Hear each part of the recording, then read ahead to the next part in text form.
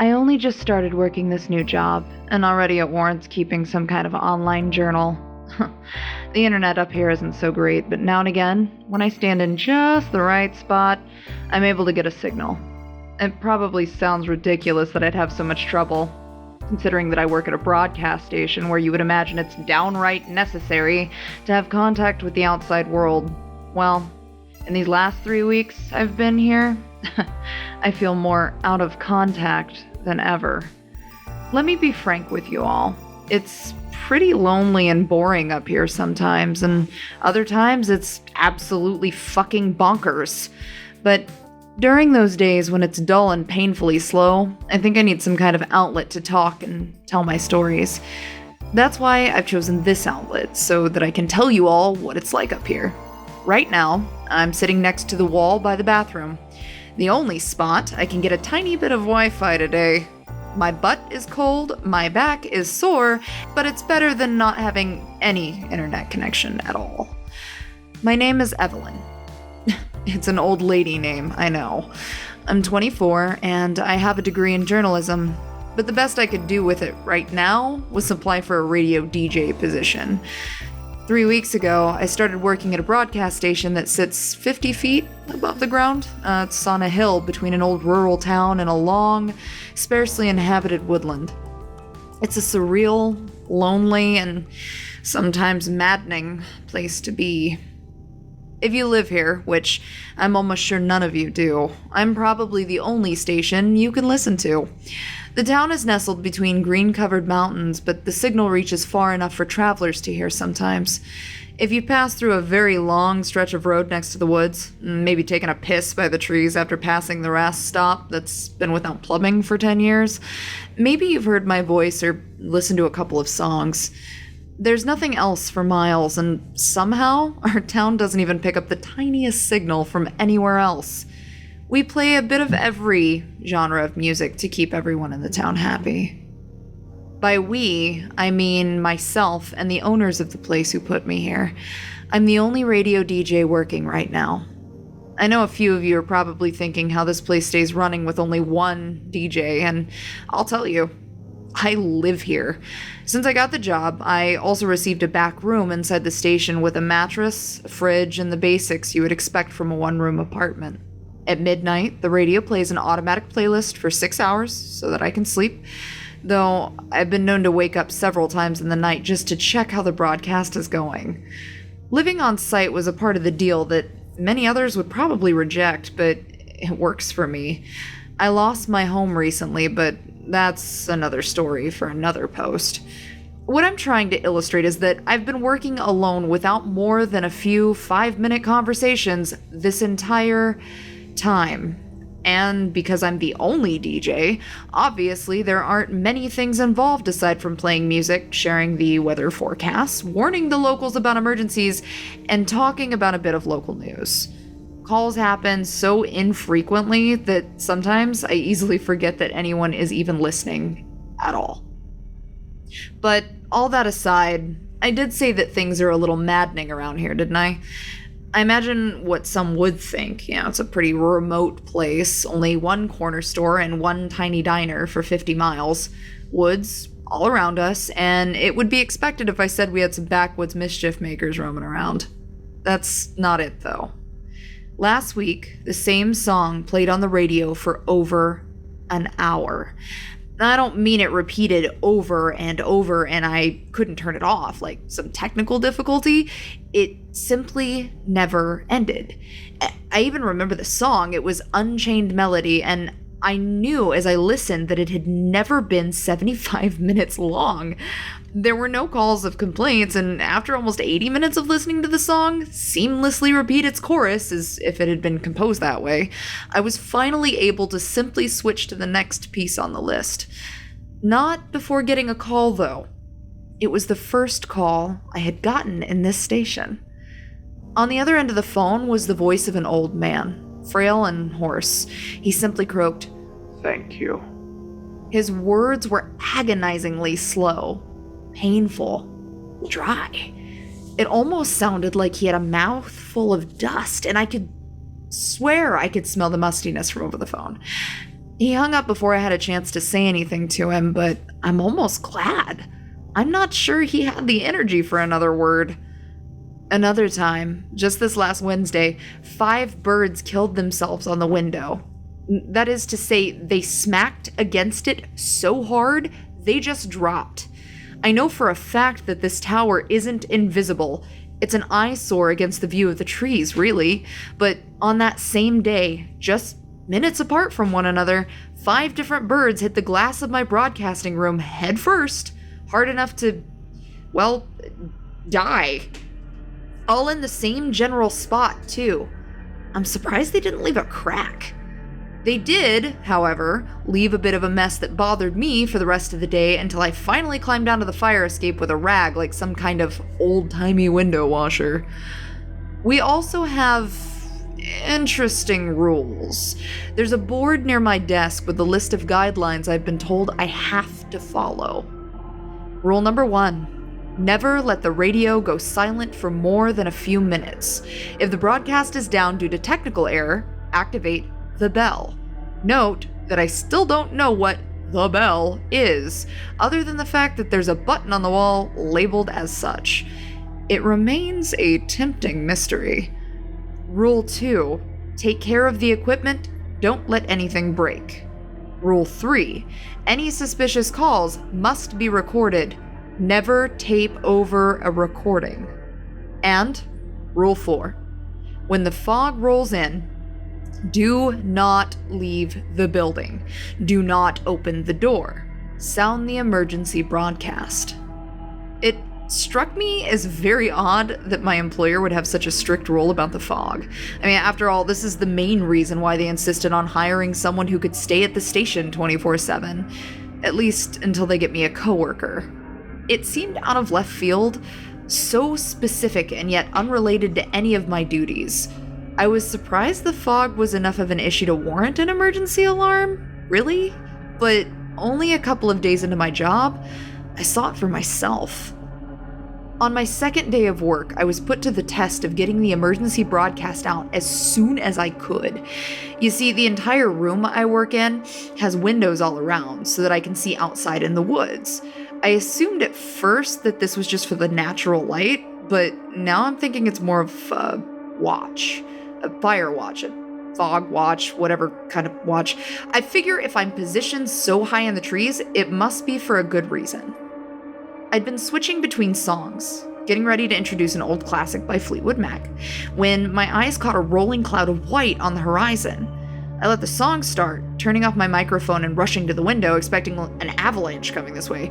It seems absurd, I know, but that's exactly what it looked like from a distance. It looked like an avalanche, rolling white and gray, moving like ocean waves as it spilled over its own form and moved closer and closer.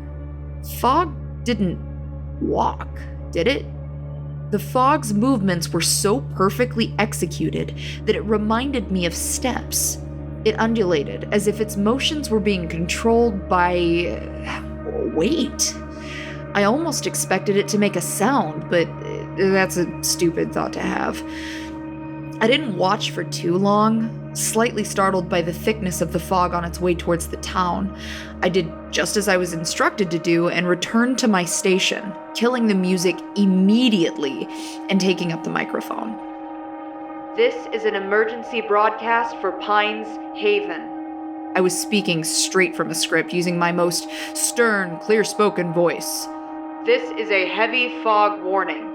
I repeat, this is a heavy fog warning for Pines Haven. Return to your homes immediately and wait for further instructions. Please lock all doors and windows. I furrowed my brows at my own words. This was extreme for fog, I thought, but it wasn't going to creep into anyone's house and commit a breaking and entering, was it? I chalked it all up to paranoia. Perhaps it was an unnecessary precaution we were obligated to make for some legality reason, but it still sent a chill up my spine. I turned my microphone off, leaving the music off as well. As much as I loved a bit of Stevie Nicks, it was too interested watching the fog to pay attention to the silence. My eyes were fixed downward. This insanely thick bank of misty-ass fog had almost gotten all the way to the station, and was curling around the bottom of my tower. It didn't quite reach where I was way up in the air. However, wisps of clouds still drifted in front of the huge, stretching window that showed me the entirety of the forest. I could see just how far this fog went. It must have gone pretty damn far because it was just about the only thing I could see aside from the tops of a few of the tallest pine trees. And those tall pine trees were moving. I thought it was an illusion at first, brought on by the churning waves of fog beneath, but I was wrong about that. The trees that I could see were shaking, moving from side to side briefly and one at a time. It was almost violent, as if they were being pushed. The most ridiculous thought popped into my head as I realized what it looked like. It looked like something was on its way towards me, crashing through the forest and hitting the trees as it went. The motions were serpentine. I watched one tree shake, then another to its right, then another to the tree's left. All the while, it came closer. I watched all of this with more curiosity than anything else. Judging by the speed, I was about ready to panic at any moment, when I suddenly heard something that startled me even more. It was an unfamiliar sound. The phone rang. I ran to the desk and picked up the phone quickly, all the while my eyes continued to stare out the window. Hell, Evelyn! It was my boss on the other end, and he sounded furious. I could almost hear the spit flying from his mouth with each word. Turn the radio back on now! Sir, there's a fog emergency. I didn't think... I know. Turn the radio back on. He hung up the phone before I had a chance to ask questions, but it's a good thing I didn't get that time. I glanced upwards, eyes fixed out the window to see the fog was growing higher and higher. The treetops had all completely disappeared and the window was nearly covered completely. I swore in that moment I saw something in the murky gray mass slowly pulsing on the other side of the glass. A shape. It was dark, moving shape that was too concealed within the mist to give any semblance of detail. I didn't wait around to see what happened next. I followed my boss's orders, slammed my ass back into the chair, shoved my headset back over my ears, and turned up the music again. Within moments, the signal was live once more, and some bit by the Eagles was playing through my speakers and every radio in town as well. I breathed a sigh of relief. What was I so relieved about? As far as I knew, nothing was on the line just because I had forgotten to turn the music back up, other than perhaps my job. There was still a sense of discomfort, however, as I turned my eyes back up to the window. The fog was still there, but it was creeping further and further back down into the woods. In moments, it had sank beneath the bottom of the window and out of sight. The pine trees came back into view, and then, before my very eyes, I watched the horizon appear as the bank of fog slowly dissipated and moved on through. Strangely, I got that same feeling that I was looking at something solid and organic again. Well, the fog stopped after that. I didn't have to make another emergency broadcast, and it's been about 2 weeks since. Now things are just a normal level of weird.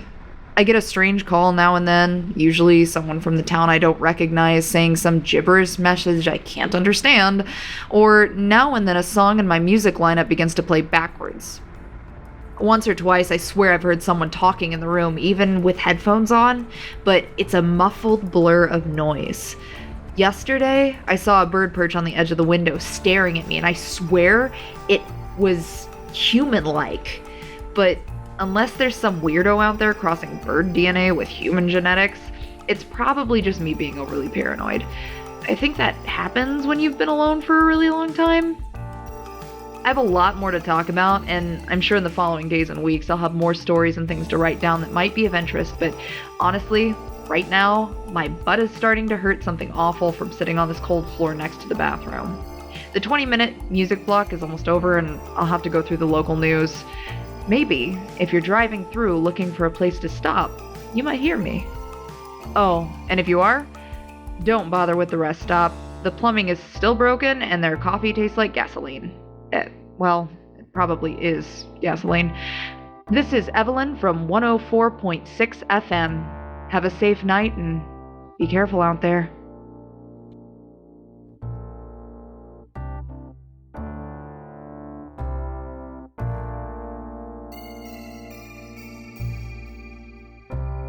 Have you ever met a person who was just too much person? I'm talking about one single human who sucks the energy out of you, as if they were an entire bustling big city crowd somehow condensed into one body. I think we've all met at least one person like this before, the type that makes you wonder how they fit such a big attitude inside themselves without popping like a cheap dollar store balloon. I met a guy like this. He's sitting in the room with me right now. I'm sure you're all here to read about the more unusual things happening up here at the radio station, and believe me, I have some downright creepy shit to tell you about. But first, I need to introduce you to my new coworker, who just started this morning. Today was his first day, might be his last day too. His name is Daniel. Daniel is a lot. He's loud, full of motion, and may genuinely think he's Bob Barker in the flesh.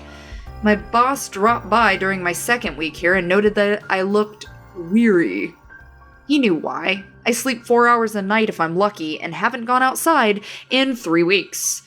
Dan will be your part-timer, my boss said. Let him take a few responsibilities so that you can get a little fresh air. The folks in town will take a new voice. As hesitant as I was, I knew what he meant. I could use the extra help, and those at home could use a little conversation to add spice to their listening experience, but I knew right away that Dan and I mix like oil and water. I decided to let him try his hand at announcing, but the first time he turned on his mic and heard him belt out, "Good morning, and would you look at that sunshine?" I couldn't help but give him a stare of both disbelief and the fear that if he keeps bellowing like that, he'll give every old person in town a heart attack on the spot. He'd cut our population in half. But as much as his over-the-top radio personality irks me, I kind of feel bad for the guy. Not because he tries too hard or because he seems to have some deep-seated need for attention. That's all true, but it's not why I feel bad. I feel bad because, well, right now, he's sitting across the room from me in a fetal position, shivering with blood running out of both ears and one nostril, weeping.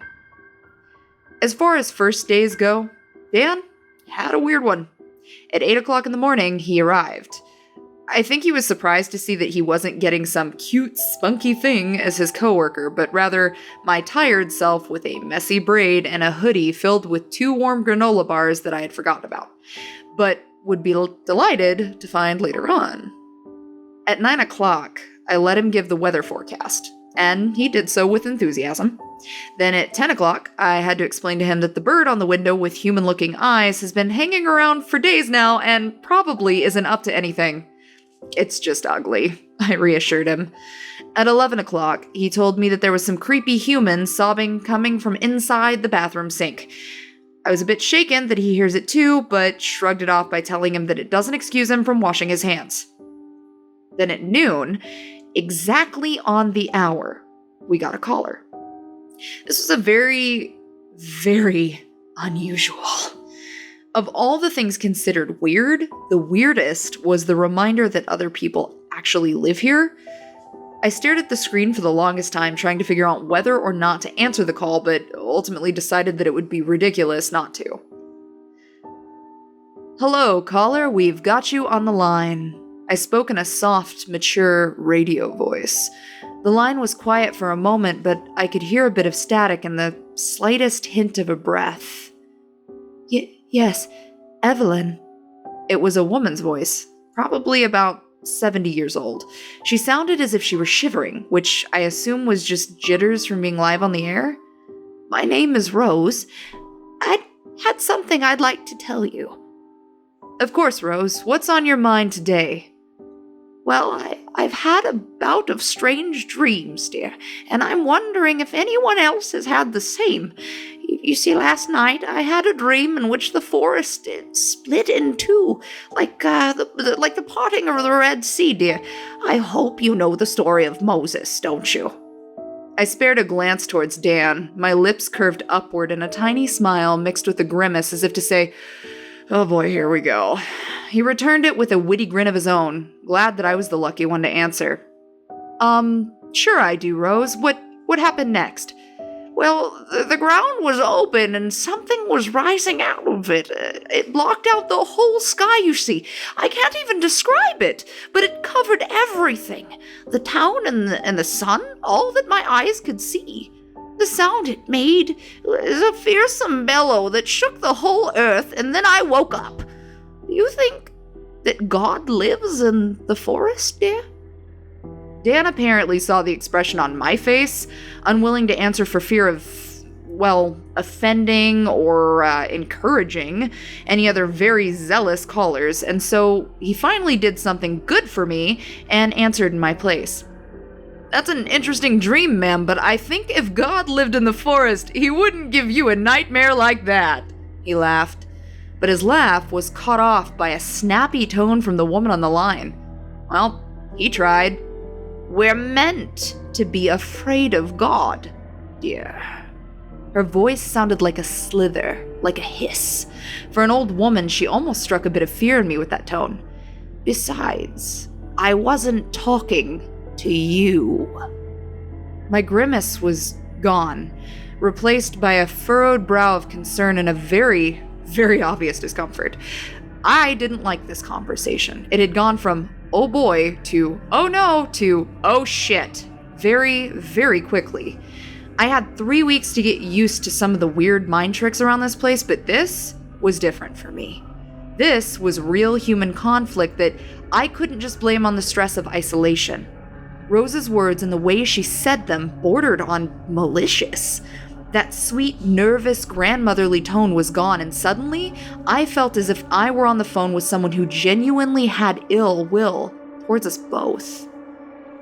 I'm afraid it's time for the weather, Rose, but feel free to call back should you keep having those very interesting dreams. Thank you for calling, ma'am, and have a wonderful afternoon. I ended the call, then faced Dan with wide eyes while mouthing the words, "Block that number." I wish I could say that the weirdness ended then and there, but we're never so lucky. After the call from Rose, we had more calls. 2, and then 3, then 7, by the time 5 o'clock rolled around. They were all very similar. People in town were recounting their dreams, but they weren't all elderly people talking about God or whatever eldritch abomination they saw rising out of the woods. I heard all types of people, all types of voices. Young and old, some a little quirky, and others who seemed more skeptical. One caught me off guard. I still remember her words perfectly.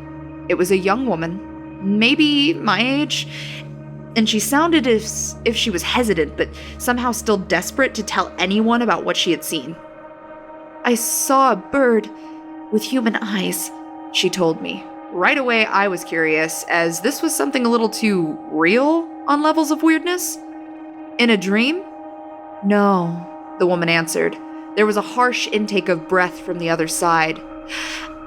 I don't sleep anymore since it started perching at my windows. All of them. Windows that weren't even there before? Sorry, I shouldn't have called. Before I had a chance to say anything, she hung up the phone. It's difficult trying to think of the best words to explain how I felt after that phone call. Regret, I think. I felt somehow responsible for the sorrow and hesitance in her voice, the way she saw some need to apologize for telling me what she saw. There was a deep pit of dread in my stomach. I hope she's okay, whoever she is, and that she figures out where all those extra windows came from. I'll admit, I had to take a break from writing this in order to tend to my new coworker. I had said that he had a rough first day. Rough is a bit of a lax word. At first, he was only a bit spooked about the general weirdness up here, but after what happened with our final phone call of the day, there was enough to warrant actual concern for his physical health. I let Dan take over all the controls while I just left long enough to make a sandwich, realizing that it was almost 9 o'clock at night and I had yet to feed my flesh prison the entire day. Human bodies, they're obnoxiously needy. He had a call come in, which I realized only because I heard him answer it. I didn't even hear it ring.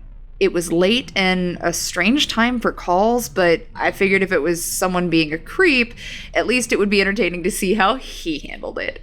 However, Dan was silent after that first initial greeting. Seconds ticked by, and he said nothing. Finally, when I stepped out of the tiny employee kitchen with a peanut butter sandwich in hand, I witnessed my coworker throwing the headphones off of his head and letting out a shriek as he covered his ears. His eyes were wide and impossibly bloodshot. Veins were popping on his forehead and neck, and his moppy dark hair flew back and forth as he shook his head before dropping to his knees. I could see blood dripping down from his nose over his top lip and his teeth, which were bared in a pained grimace. Through the hair at the sides of his head, I saw dark trickles of blood streaming over his hands as if something inside of his ears had burst. I dropped my sandwich with a few cuss words exclaimed as I rushed over to him, grabbing one of his wrists in an attempt to see the damage. He didn't want to move his hands, and I didn't blame him. With that much blood, I'd be afraid too. His eyes blearily scanned over my face, and I asked loudly if he could hear me. He simply gave me a dumbfounded expression and whimpered pathetically, as if even more upset over the fact that he could only read my lips. Oh God, his ears were totally shot. The music continued to play, however, with the microphone still running and his screaming likely caught on the broadcast. I made the decision to keep the rest of his struggle private by marching over to the console and turning off both microphones. I let the music run automatically and returned to his side where he had fallen over and was now lying with his legs curled up, shivering and traumatized. He looked at me, tried to mouth a few words, but didn't get far before his eyes rolled back and he was out cold in a dead faint. I sat across from him for a long time. My eyes glanced over at the sandwich, which was already being feasted upon by some very fortunate ants that probably thought a merciful god had rained down this gift from the heavens. I left it there, not wanting to disappoint them. That's when I found the granola bars in my pocket. Half melted, but still a very happy surprise. Maybe I was my own merciful god. After a while of watching over Dan and writing up a bit of my day, I noticed him finally stir. He was startled, gasping for breath as if waking from a nightmare, eyes darting around the room until he saw me cross the space to approach him. I got down to his level, lying on my side so that he could see my face clearly and understand what I asked him. We were on the floor side by side, like two kids at the shittiest slumber party ever, not even one pillow to spare. Your face is bloody. You think you can walk to the bathroom? He nodded. Want to sleep on an actual mattress? He hesitated, then nodded again. I'd already called an ambulance while he was unconscious, but I knew it would take a while to get here. Our town didn't exactly have a hospital, and anyone who's had to drive around the mountains knows the chore that trip is. Until then, he could rest on the mattress in my employee apartment and sleep off whatever shit he was going through. I was surprised that he got up on his feet as easily as he did. That is to say, without falling over at all. Although his balance was worse for wear. One would suspect as much with two newly injured ears.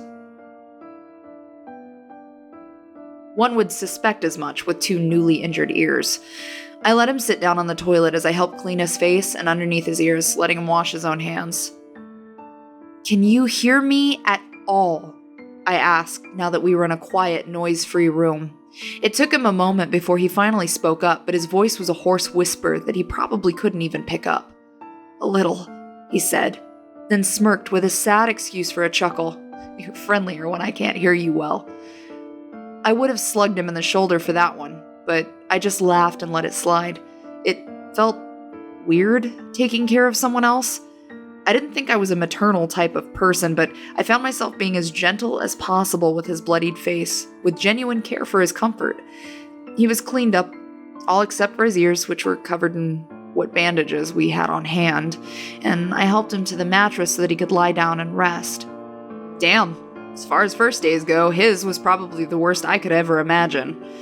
I really felt for the guy then. First, he was just annoying, but now that he was subdued, albeit in a terrible way, he wasn't so insufferable. As he laid down with a bit of a wince, I turned to leave, but not before he waved a hand towards me in a weak, sort of attention-grabbing slap to the arm. I heard it, he mumbled, the volume of his voice fluctuating but still difficult to make out. The color was drained from his face, and he took in a breath laced with an audible shiver. A bellow. God in the woods, like Rose said. My brow crinkled, and I turned away, grabbing a thin, folded blanket from the top of a plastic shelving system and draping it over him. That wasn't some fearsome god, Dan. Just something really wrong with your headset. We'll fix you up, just get some rest. That's where Dan spent the rest of the evening. At least, until an ambulance came to pick him up. It took him damn long enough to get here. I decided to spend the night at my desk, watching the broadcast go without even putting my own headset on. After a while, it became a surreal experience, just watching the music play by itself and trying to imagine who out there was actually listening to it. Maybe I was the only one? It's crazy how I went from hating Dan to suddenly missing his presence now that I was alone and completely uninterested in sleep. And yeah, I know I lied to him. It wasn't his headset. Whatever he heard was very real. But I don't know. He's gone through enough without that to worry about too. It's after midnight now, and I heard a disturbing sound. The phone started ringing again. Someone was calling in. I took a deep breath. I took a deep, steady breath through my nose and ignored it.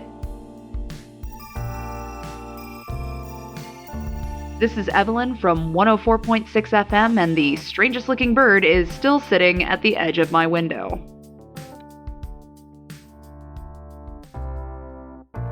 I honestly never thought I'd dread a Thursday the way I did. It's a perfectly good day of the week, and rarely do you ever hear people complaining about how much they hate Thursdays. There's no, "Is Thursday over yet?" mugs out there next to the Monday ones. However, as the week drifted slowly by, all I could think about was the constant warning of another foggy day quickly approaching. On top of all that, my morning started with a script for a missing persons report. A woman named Jennifer Cook, age 25, had wandered into the woods in a supposed sleepwalking incident, and her status, for whatever reason, had been listed as, quote, "in extreme danger." I recognize her name. We were friends in college. One good thing did happen. Daniel decided resting was boring as hell and made the decision to return one day earlier than expected. Still recovering, but plenty well enough to pester me. I almost regretted to say it, but I missed the guy. I guess it's true that you don't always realize you'd missed something until it's taken away from you, and even this insufferable pain in my ass was better than the absolute isolation. Beggars can't be choosers. I watched as his eyes lit up, seeing the "get well" cards that had been left on the side of his console. He snorted when he noticed the one I left for him. "Happy birthday, Grandma?" He laughed as he picked it up, opening the card to find no kind words or even a signature, but a doodle of him with 2 Beethoven-inspired ear trumpets duct taped to his head. What can I say? I was bored. "Thanks, Evelyn, you're a very thoughtful grandchild." After the morning weather broadcast, at which time he joined me to announce his return to the station, we turned up our microphones to catch up. I hardly believe it needs saying that catching up for us didn't only involve the mundane. He told me about his procedure in vivid detail, almost excitedly, and to be honest, I was very interested. Delicately, he tilted his head to either side to show the scars behind his ears and the surgical dressing still kept on the inside.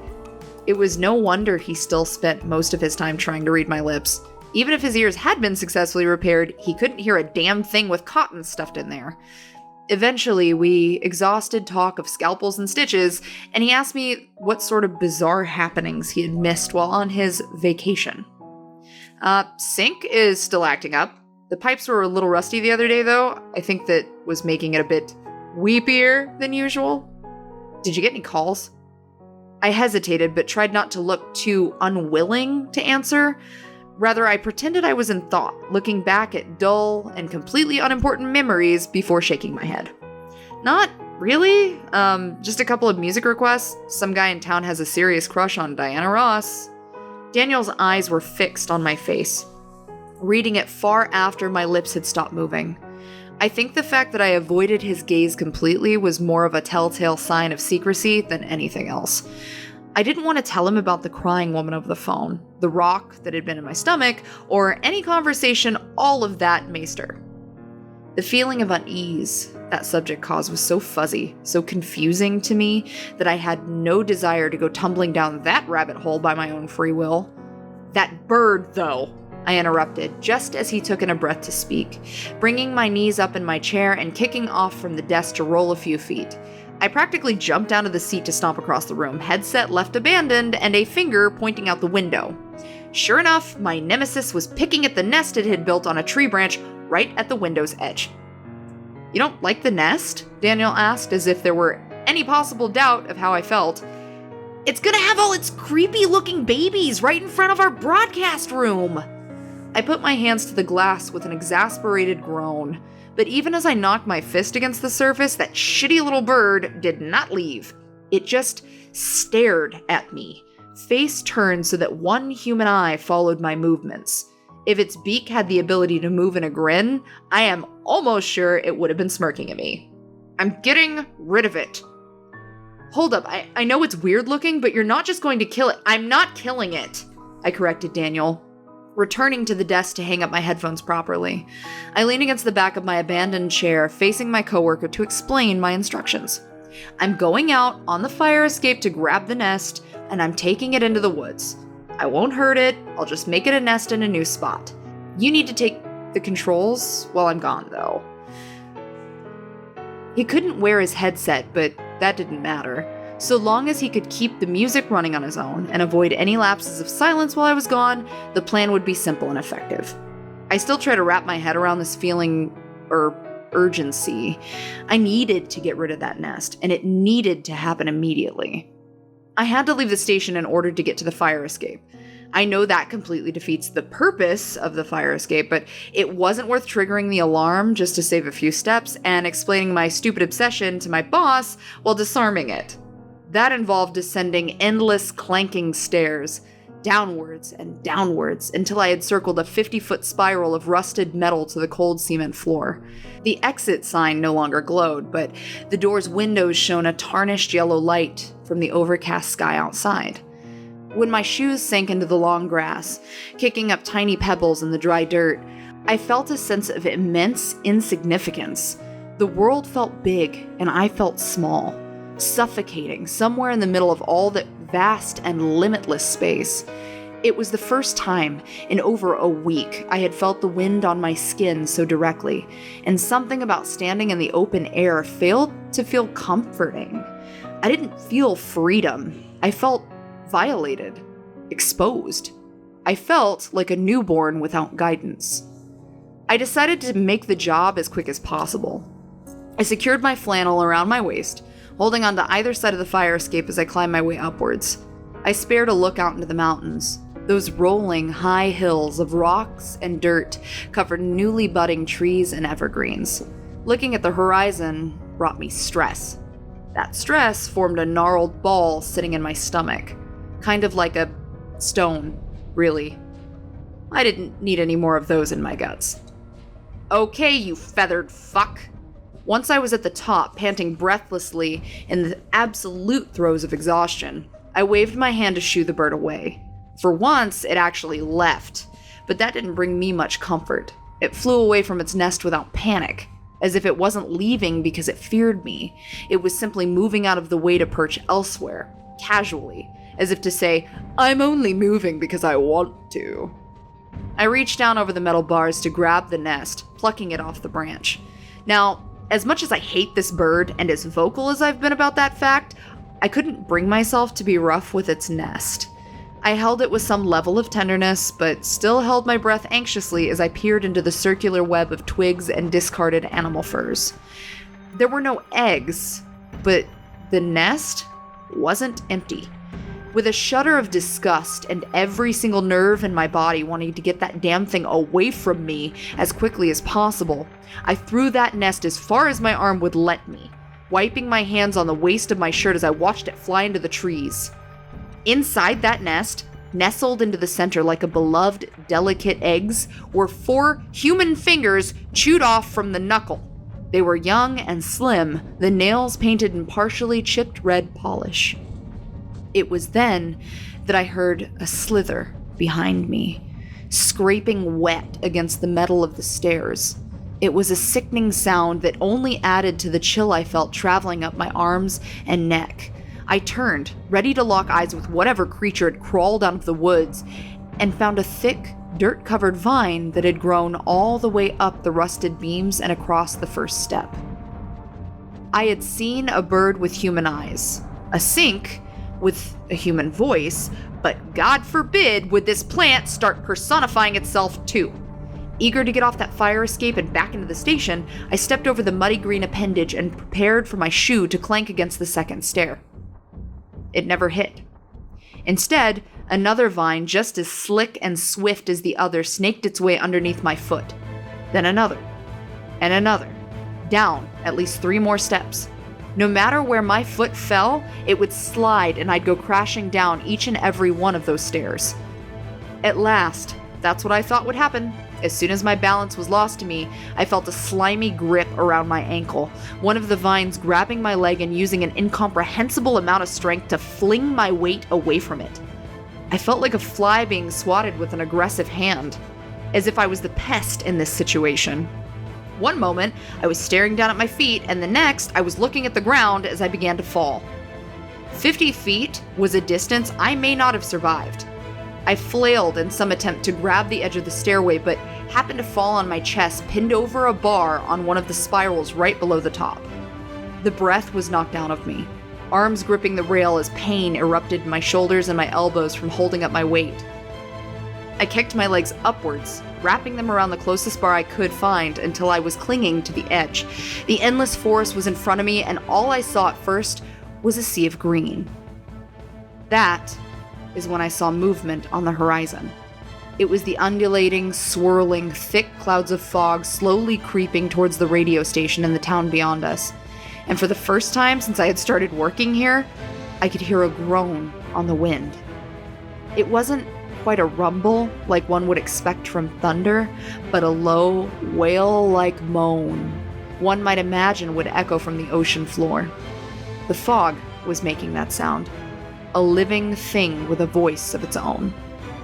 I yelled out some stream of curses mixed with unintelligible sounds of panic as I used all of my strength to pull myself up onto the landing.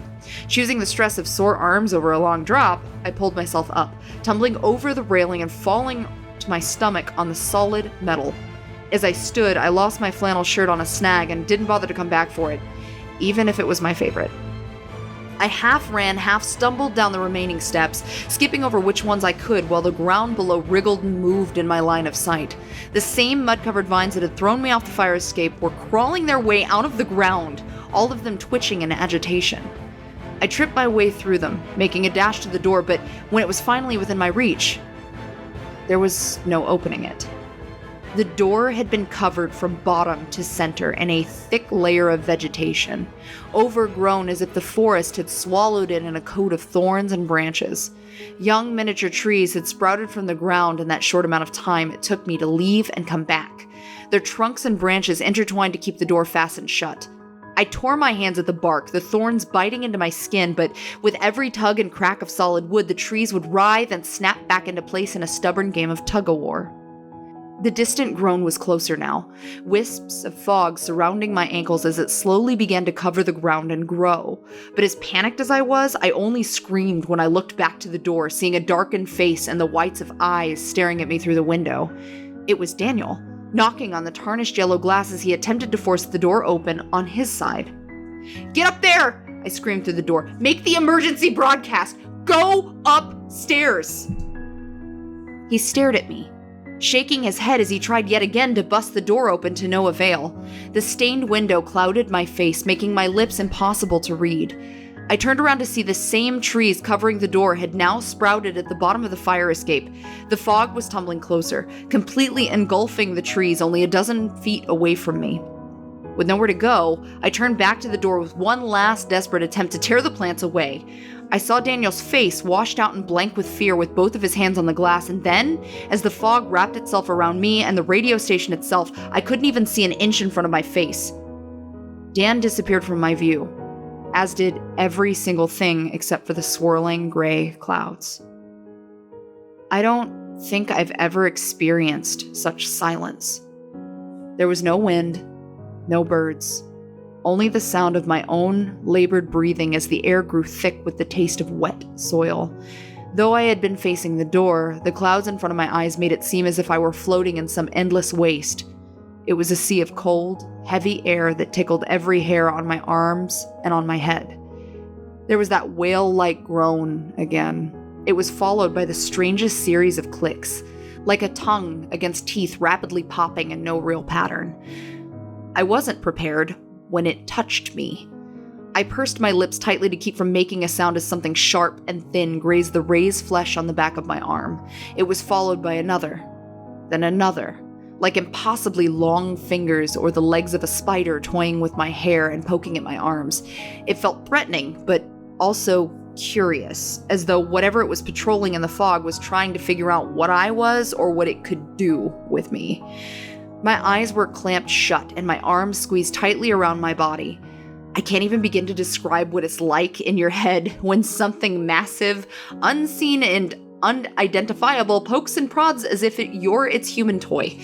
I was waiting for fangs and claws. I thought, for sure, in that very moment, I was about to be eaten alive by something I would never get the chance to see, and my last act on this earth would have been harassing a goddamn bird. My teeth rattled as I waited for a fate that was certainly grim, but it was surprising when I felt all presence around me suddenly back away. The ground shook once, twice, and then the world went still again. My eyes cracked open as I watched the swirling gray clouds in front of my vision slowly begin to clear. The doorway, as well as the gnarled trees surrounding it, came into view bit by bit. The curling ropes of bark and thorns began to unattach from one another and spiral back down into the ground as if they were beckoned beneath the dirt. The door was in my sights as the fog all but disappeared completely. Well, as it turns out, I didn't die. Shocking, I know. I don't think I've ever opened a door so quickly in my life. I rushed inside, slamming it behind me, and wasted no time at all sprinting up the stairwell towards the broadcasting room. Pure adrenaline got me to the top in what seemed like an instant, where I found Daniel sitting at the console with a microphone situated in front of his face and the radio lineup back on track. It was better late than never. I breathed a loud, heavy sigh and slumped against the wall, movement catching my gaze at the window. My flannel shirt was still caught on the edge of the fire escape, torn to absolute shreds, and waving like a flag of surrender. It was then that I made a solemn oath that should I ever see a bird's nest near the fire escape, it can stay. Hell, I'd throw it a damn welcome party if that would keep this from ever happening again. Since afternoon arrived, some things have come to light.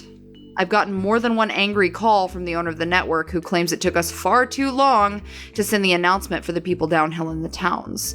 A married couple last seen taking a walk near the trees hasn't come home since the fog passed, and of course, we made the missing persons report immediately. I've also got a huge pattern of bruises appearing on my chest from the fall, and I must say, it hurts like a bitch. We did call the police about the fingers. They assured us there wasn't a murderer loose in the area, though that sounds simpler to deal with.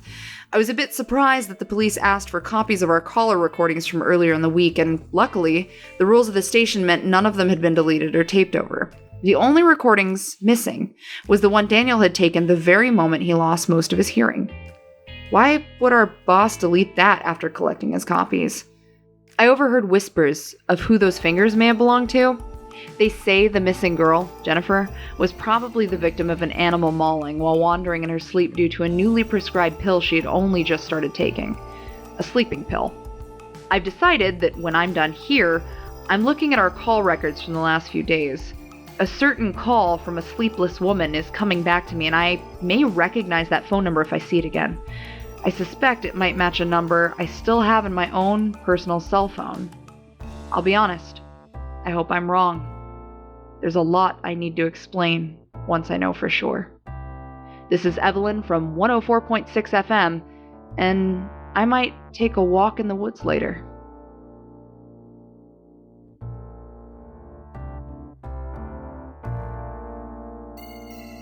So here's the thing. It's dark outside, the forest is apparently alive, and you want to go out there looking for a dead body? Daniel had been here only a few days, and already he was mouthing off to me. He moved fast, I guess. I shot him a look, expression cold, as I sat on the floor and laced up the first of my boots. If those fingers were the only part of her disconnected from the rest, there may not be a dead body. She might still be alive. After the last time I sat down to write my thoughts and experiences, I ended up looking back at all of the calls that came through in the last few days. I wasn't looking for the recordings, but rather the numbers, something I rarely paid attention to. My heart sank when I saw that my suspicion had been unfortunately correct. The number on our work phone matched the cell phone number I had listed for Jenny, a college friend whom I had graduated with a year earlier. Although there was a surprise I hadn't quite expected. Jennifer didn't call the station only once. She called twice. The first time to tell me about a bird with human eyes that had been keeping her awake for days. And the second time, I heard a woman crying and pleading over the phone. That woman was her. Maybe it's true when they say that no one ever sounds like themselves over the phone. I'm going along with you. Dan was turning in his chair, ready to get up, when I shot him a look of disbelief. No, you're not. I thought I sounded demanding, but he didn't listen for even a moment. He was already up on his feet, leaning over the console and fiddling with the music lineup. We can't leave the station completely empty. Who are we going to ask to take over for us? That weird-ass bird? The toilet ghost? Excuse you, it's the sink, not the toilet. Besides, I have an idea. He wasn't bluffing either. His idea sounded silly and impossible at first, but the more I mulled it over in those moments, the more I realized it would work. He told me that we should pre-record all of our content for the night. We'd record the evening weather, the 10 o'clock news, and even a goodnight message, then put those recordings in the lineup with the rest of the music. No one would know, and if it took much longer than expected, we'd simply set up the broadcast schedule to continue into the 6-hour night owl block. I was supposed to leave at 10, Daniel reminded me. He was only a part-timer, whereas full-time took on a whole new meaning for my eternal presence here. It's almost 9 o'clock already. You don't think I'll get overtime if anyone finds out we're just dicking around in the woods, do ya? There'll be no dicking, but I'll pay the grocery guy extra to bring you donuts if you do require compensation. I couldn't believe I was actually going to do this. I couldn't believe I was letting Dan do this. Honestly, I didn't know what scared me more, the thought of walking into the woods at night and leaving the station abandoned, or the thought of going alone and leaving Dan with the responsibility of taking my place. Now, I'm not saying he's incompetent, but I'm almost sure a wild badger could run across the radio console and operate it just as good as he does. He has a lot to learn, is what I mean. We put our plan in motion, recording all of our segments one after another and making a long automatic playlist including those files. With any luck, it would sound just as genuine as live conversation. By the time that was finished and the radio was set to play on its own, until just before sunrise, Daniel and I raided the closet for flashlights, water bottles, and a first aid kit just in case. I hoped we wouldn't be needing to reattach any of our fingers, but yesterday's grim findings had brought that possibility up from not worth mentioning to unlikely but could happen. My second trip out into the fresh air didn't feel as daunting as the first. Maybe it was because the fog wasn't set to roll in for a few days, or maybe having an important goal drowned out that feeling of insignificance. I fished my phone out of my pocket, looking at the minuscule number of bars in the corner. Out here, with a wall of trees all around us and a seemingly endless forest through the mountains, it was dangerous not to have some kind of connection with the outside world. I watched the bars disappear as we continued to walk, the wet leaves squeaking under our feet. I don't think I've ever been out here, not this late, at least. Daniel was flashing his light on the ground, then up to the trees at eye level. I hated when he did that. I had some hidden fear that he'd shine the light up suddenly and illuminate something terrifying. You do know your way around, don't you? I was grasping at memories. I had left town so young and stayed away for so long that any recollection of playing in the woods was lost to me at this point. However, I did remember returning. There were bits and pieces of a memory in my brain, but it seemed to melt, as if some of those thoughts ran like water straight out of my mind. I was here about a year ago, but I can't memorize paths that well. But it's not as if we can't see the radio tower from miles away. Daniel shrugged, nodding his head and accepting that answer. He looked back at our metal and wooden sanctuary, which sat so tall on the hill with a huge tower looming above it that it would be near impossible not to see it from almost anywhere this side of the forest. I stared forward in the dark, squinting as Daniel moved his light back to get a view of the station. I kept my own flashlight turned off in order to save its battery in case his ran out. But I had to admit, his constant tomfoolery with that damn flashlight was going to get on my nerves if he kept it up. Will you stop that? What? Dicking around with the flashlight. What about the flashlight? I raised my voice for him, remembering the cotton in his ears. You're dicking around with it! Before I could finish that sentence, a sound erupted from in front of us, even loud enough for Daniel to hear through his bandages. It was the groan of an animal, either aggressive or in defense of itself. Dan whipped back around, his flashlight pointing straight towards the source of the sound while I stopped in my tracks and stood perfectly still. It was an elk. Enormous in size, with eyes glowing white at us in the darkness. There was no way it could have gone unheard, leading me to believe that it had been standing there perfectly still all this time. Its antlers clacked against the surrounding trees as it shook its head, stomping its front hooves into the dirt and stone. Dan and I both backed up several feet, but the elk didn't charge at us. Rather, once it was finished making noise and stomping about, it turned and stared at us for the longest moment. Its eyes were reflective orbs, but I watched it blink. Its eyelids were to the right and left, meeting vertically like that of a reptile. Then, with a heavy grunt, it bounded heavily away, further into the woods. I noticed between instances of wondering how close I had been to shitting my pants just now, that it ran with a really odd gallop. It had 3 back legs. 1 on one side and 2 on the other. It was a seriously fucked up elk. Is there anything out here that doesn't look like an absolute abomination? Daniel asked in a hoarse whisper, his flashlight slowly scanning in a search for anything else that might be hiding in the trees and overgrown brush. There was nothing, not even a sound. After a few hesitant moments, we were on the move again, though I decided shouting probably wasn't the best decision to make. I was looking down at my phone, watching the bars in the left corner. I wouldn't have expected to have any signal out here, but strangely, a single bar kept flashing and then disappearing, as if it wanted to find a connection.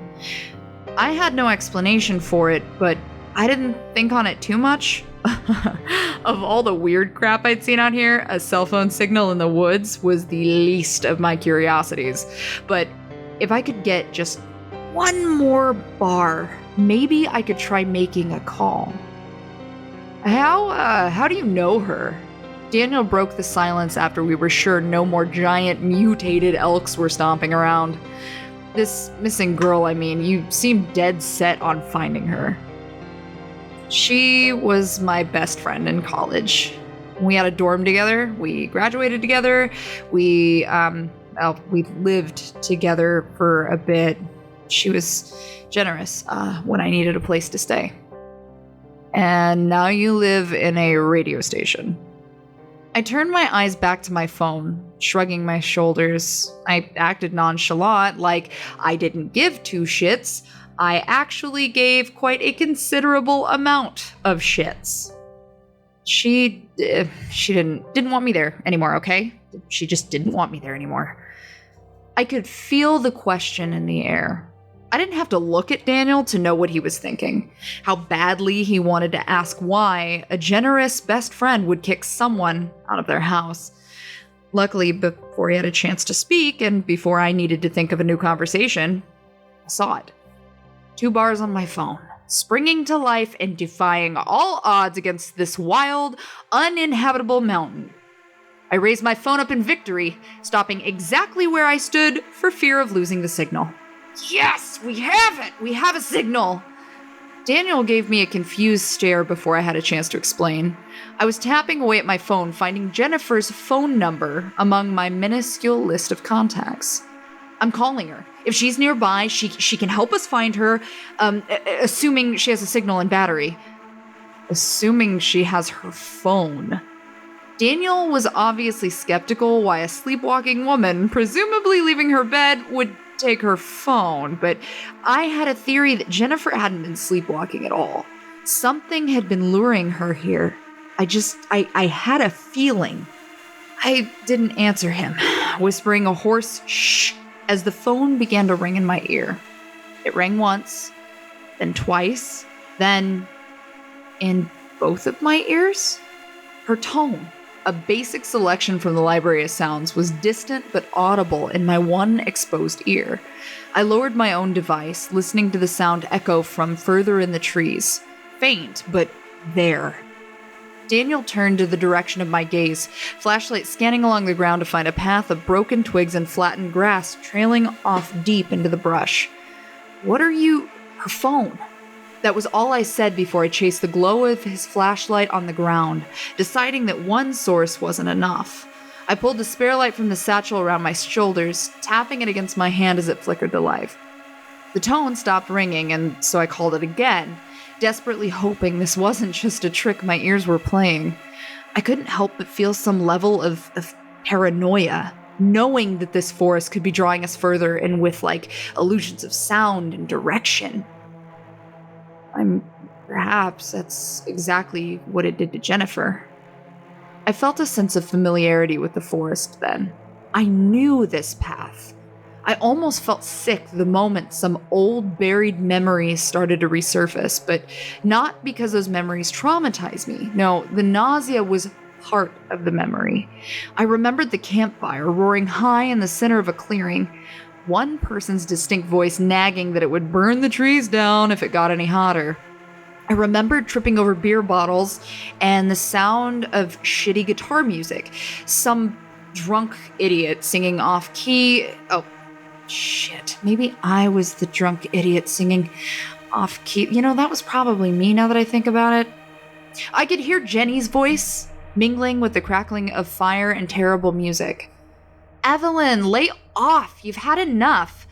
Don't you scream at me. God, you're such an ass. And to imagine that graduation party was the last time I had ever seen this place. Until now. God damn, why did I ever come back? Oh, Christ. I heard Daniel yell before I caught sight of what he had found, and God, I wish I hadn't seen it. I turned my light to him, first catching a glimpse as he staggered back with his eyes glued to the ground in front of him, and then I foolishly illuminated the grass below. There was blood soaking every inch of grass and dirt that I could see, bits of cloth and who knows what else strewn around the forest floor. And a man, the top half of him, at least. Nearby, the bottom half of another person. This one was wearing a pair of khaki shorts and walking shoes, but both of them had been separated across the middle. Only one half of their bodies thrown down where we could see them, and the rest, well, I shouldn't have scanned the light upwards, but the sound of creaking tree branches tempted me. My light followed the trunk, stained all the way up until it illuminated what happened to be the other halves of the two corpses. They were stuck in the branches by their clothes and their limbs, as if thrown into the air and getting caught wherever they fell. The second body was of a woman, but it wasn't Jennifer. I felt sick. All of the shadows and shapes were swirling around in my vision, pungent smells not only in my nose but on my tongue as the full wave of that terrible scent hit me. I gagged, but before I could turn my full body away from the scene, my light caught something else. The glow of eyes from the trunk of a nearby tree. Let me just say, I've seen some uncomfortable things merely in the time I've been working out here in the woods. I don't just mean gruesome, terrifying things, but unsettling things, unusual things. And as of right now, this takes the cake. We found Jennifer. She was in one piece, as far as I could tell. Aside from a hand missing every finger except for, ironically, the middle one.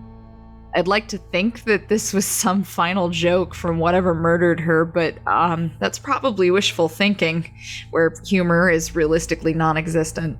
Oh god, she was stuffed.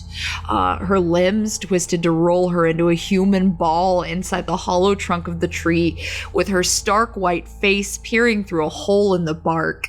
Eyes were open wide and staring forward. Oh, God.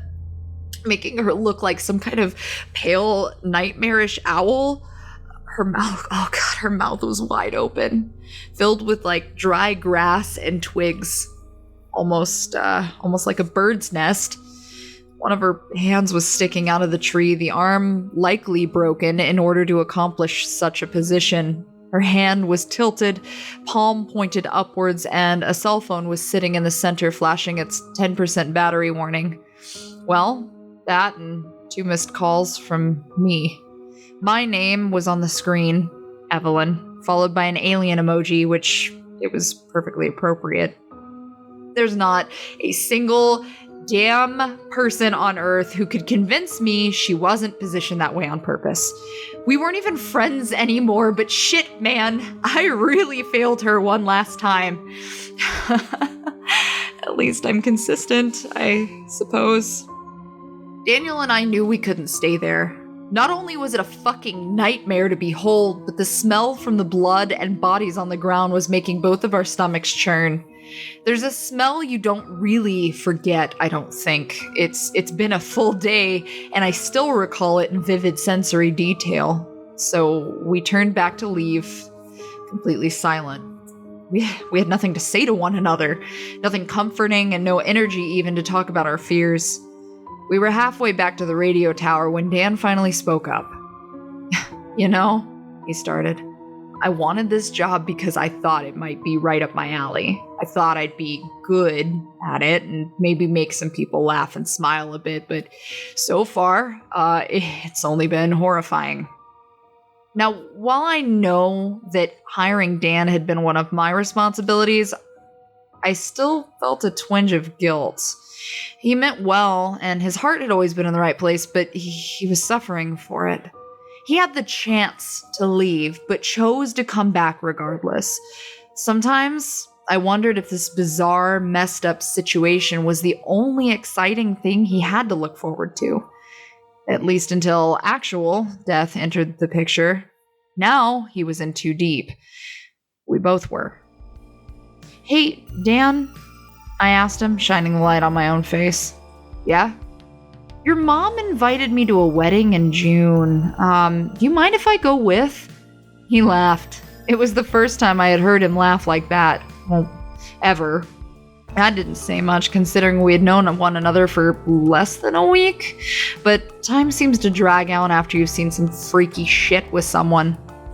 Matching tuxedos? He offered. I nodded decisively, with plaid bow ties. The rest of the walk was quiet. We got back to the radio tower after midnight, the late-night music block beginning on its automatic run just as we had planned. I took the opportunity to take the evening slow. No need to rush back to the console or even to that old, lumpy mattress where I slept. Daniel was leaving, as I expected and wanted him to, but I made an extra effort to stand out in the gravel driveway and tell him goodbye. I could have been emotional about the whole thing, like thanking him for saving my life in the fog or for insisting on going with me to find Jennifer. Instead, I just told him to drive safely and to show up in one piece on Monday. 2 pieces at most, so long as it's a small loss. He just pointed to one of his ears and said, I already made my blood sacrifice. I spent a long time that night just sitting cross-legged in my chair and looking out the window. I had headphones on, listening to music. I almost wanted to turn on my microphone just to ask who was out there listening with me, but I'd be too disappointed if nobody called in with an answer. This is Evelyn at 104.6 FM, and I have some advice. Don't treat your friends like shit.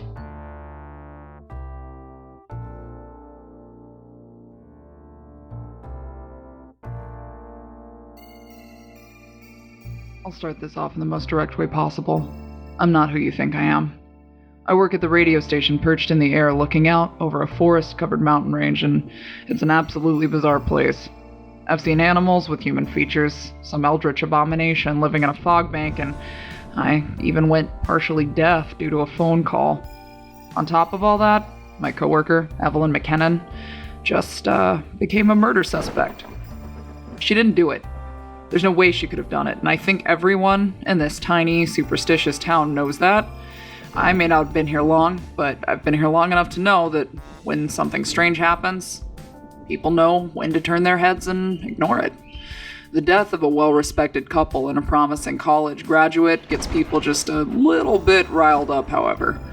If you've read her posts, you probably already know who I am. My name's Daniel Esperanza. I'm a part-timer at the radio station, and right now I'm taking over Evelyn's full-time position until she gets back from a drive into town. She's not arrested, at least I don't think she's arrested. The police came by to ask a few things, which is understandable considering how our tower is less than a half mile from the scene. Some things happened, and they took her into town. I haven't heard from her since. I'm sure you're all wondering a couple of things. First, how did I log into her account? And also, why would I ever choose to work at this backwoods piece of garbage on stilts? The second is a story for another time, but the first one is simple. I called in an anonymous tip to the police last night after I left. It was Evelyn's idea, seeing as there's no way they wouldn't be able to trace the radio tower and I'd have an easier time finding a public phone than she would, but after the police promised to stop by the woods and confirm what we had found, I stopped in to see that Evelyn had packed up her laptop and was giving it to me for safekeeping, she'd said. She told me that this online document she's been keeping wasn't supposed to be found. It was a good idea to get it far away from her just in case they had any questions. So I have her laptop. She was still logged in and, well, I guess I've got a story worth telling too. It was early, about 7 o'clock in the morning, when I called in the anonymous tip and then rushed back up to the radio station to warn Evelyn that there might be visitors. The drive there is daunting. This town sits nestled so tightly between a range of mountains on all sides that you'd swear it was donut-shaped, with the townspeople all stuffed into the center. It's a winding, swirling, hazardous path to get out of here, which is why people rarely come and no one ever seems to go. As I followed the path to the edge of the woods, the ground becoming steeper as I went, there's a natural feeling of heaviness that just sits on top of you as you look up into the trees. The way the mountains raise, it looks like the trees grow miles high, but it's just an illusion created by the thickness of the forest. It's suffocating, and really, no wonder why people seem to get so lost so often. Like, looking up at a giant sitting at the bottom of the mountains can make even the strongest human feel small, puny, and insignificant. Thankfully, I'm nowhere near the strongest human, so feeling insignificant is less of a steep drop for me. I understand this isn't the time for self-deprecating jokes, though. Evelyn wasn't on edge when I arrived at the station, though she was surprised to see me. I found her where she usually is, sitting in the chair behind the console staring off into space. I don't think she goes into the details too much, but anyone who believes she spends her days buzzing around and keeping busy is a bit mistaken. In the week that I've known her, Evelyn spends an almost worrying amount of time in silence, looking tired and even sick. Every day she looks more and more like the poster child for anemia, and when she's not screaming at a bird or answering creepy phone calls, she spends the rest of her day seeming miserable, with a few short intervals of pretending to laugh at my jokes. I know she's faking it as to not disappoint me. I just want to tell her that she doesn't have to try so hard. I told her that I called in the tip, and she already seemed prepared. She gave me her laptop and charger all packed up in a case and told me to put it in my car. It was then I was noticing the edge I hadn't seen before. She was expressing her anxiety in silence, eyes avoiding mine and her arms staying close to her sides or crossed over her chest whenever possible. I studied theater. Trust me, I know the telltale signs of someone who isn't feeling very confident. It'll be fine, I assured her, even though I had no idea what we were in for. We didn't do anything. Maybe they won't even bother us. As it turns out, I was wrong about that. I left the radio tower, heading back to the tiny gravel parking lot that ended a long, twisting path through the woods. I took the laptop case to my car, where I hid it on the floor of the back seat, underneath a few bags of plastic bottles I kept forgetting to recycle. It was a good thing I did it then, because the glow of headlights at the end of the long, winding gravel road were coming closer. A police car and an ambulance drove right up near my car in the small, cramped space just big enough for employees. "You work here?" one of the officers asked me. He was a tall, broad-shouldered guy who looked like he could possibly pick me up and toss me into the woods like a tree branch. Yes, sir," I answered without hesitation. It didn't matter that Evelyn and I were innocent. Acting suspicious in any way wasn't a good idea, and it didn't help that we were already hiding her written evidence. "I was just stopping by for a few minutes. Can we help you?" "Who's we?" asked the second one, a female officer. What she lacked in size, she made up for in the most stern, thin-lipped expression I had ever seen. Now, I'm almost 30 years old, and I still felt like I was about to get grounded just looking at her. Myself and my coworker, Evelyn McKinnon." "Thought I recognized your voice." The female officer was the first to step forward, while the other followed right behind her. My eyes trailed off to see 2 remaining police officers, as well as their leashed canine and 2 medical responders, passing us to go straight into the woods with all the tools to mark off a crime scene. "As part of an ongoing investigation, we're going to have to ask a few questions to the both of you, as well as to ask that you don't go wandering into the woods today. Is that all right?" "It's fine. It's going to be fine," I was thinking to myself. We had nothing to worry about. We weren't criminals. Still, being face to face with authority, especially when they were just itching to put someone behind bars for a triple homicide, was not the most comforting place to be. "Of course, come right up." I led the police into the radio station, where Evelyn was sitting with her headphones over her ears and fingers adjusting the console controls after her first morning announcement of the day. She didn't even hear the door open, and I hated to startle her. When saying her name didn't catch her attention, I reluctantly reached down a hand and nudged her shoulder. That was certainly enough to get her eyes on me at least, though she jumped so suddenly that I thought she'd lose her headphones in the process. "Don't do the—" She stopped speaking. Words halted in their tracks as her eyes glanced from me to the 2 officers standing by the door. It wasn't as if she didn't expect their company, but she still looked uncomfortable when all 4 eyes locked on her. Microphones were silenced, the radio was set to automatically run for the next half hour, and the police got to questioning the both of us. It started pretty normal, pretty unassuming, and easy to answer. "Did anyone stop by the station in the last 2 days?" "Did you happen to see anyone suspicious outside?" "Have either of you had any contact with missing individuals?" Luckily, the answer to all 3 of those was no. I admit I was further out of the loop than Evelyn was. She spent all of her time here and had known Jennifer Cook for years, whereas I had never even visited this town before hearing about the job offering. They seemed to pay far more attention to her than they did to me. There was a moment when one of the police pointed out a dark bluish mark peeking out from the edge of Evelyn's neckline. She put a hand to her chest as if she'd forgotten about it until the pain came flooding back, the moment her palm touched the spot. All it took was a pull of the fabric to reveal just a small portion of the huge, elongated bruise that stretched across her upper ribs and breastbone. "Where'd you get that?" the male officer asked. I could tell Evelyn was taking a moment to think, realizing that the story of how she'd gotten the bruises was pretty far-fetched. Things were weird around here, but maybe not weird enough to openly admit that sentient vines had tossed her and pinned her against the fire escape. "I was out on the fire escape and fell," she admitted, but refused to elaborate any of the stranger details. When I rolled down the stairs, I hit myself hard on one of the handrails.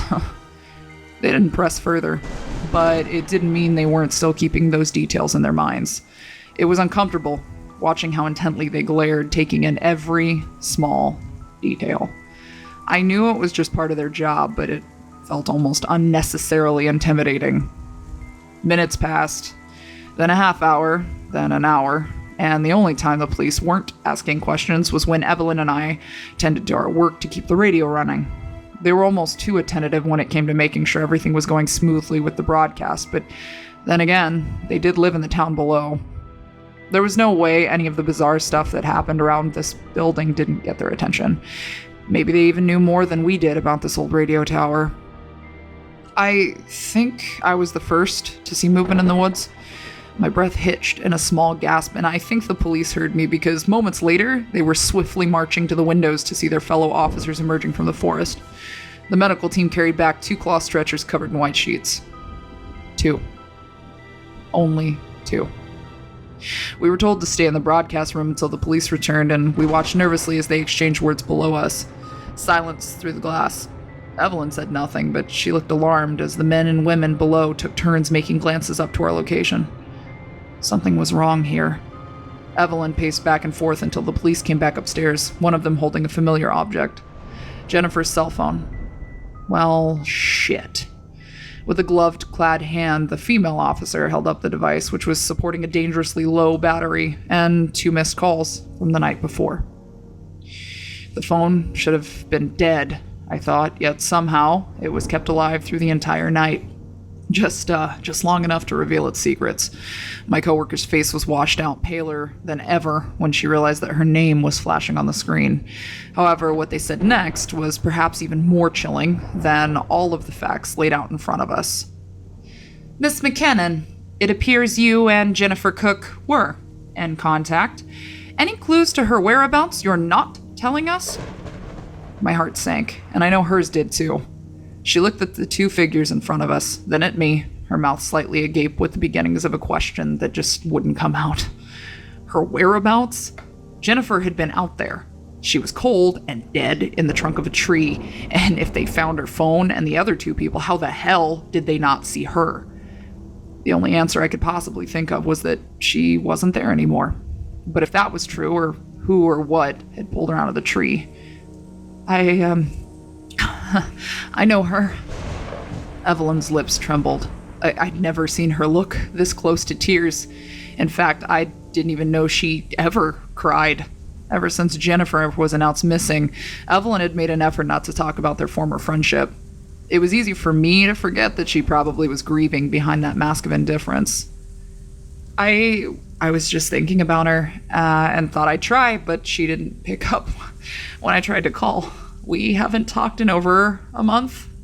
I promise, I don't know anything. This time, she wasn't lying at all. This new development put us far into the dark as we could possibly get, making me question everything I had seen the night before. There was no way we both dreamed that up, was there? No, not when the rest of the scene fell into place. The other 2 bodies had been collected, but Jennifer had been taken while the others were left behind. I couldn't even begin to think of a reason why. God, I can't believe I even let it cross my mind, but for a split second, I had the chilling thought that maybe Jennifer had gotten herself out of the tree. There was a lot of weird shit out there in the woods, and I was not ready to start worrying about the Walking Dead, too. Evelyn's answer was honest, but it wasn't good enough for them. Deciding that this wrong place, wrong time situation wasn't satisfactory, Evelyn was given a beckoning gesture of the hand from the female officer, whose other hand hovered close to her side. It wasn't where her gun was placed, but rather the handcuffs.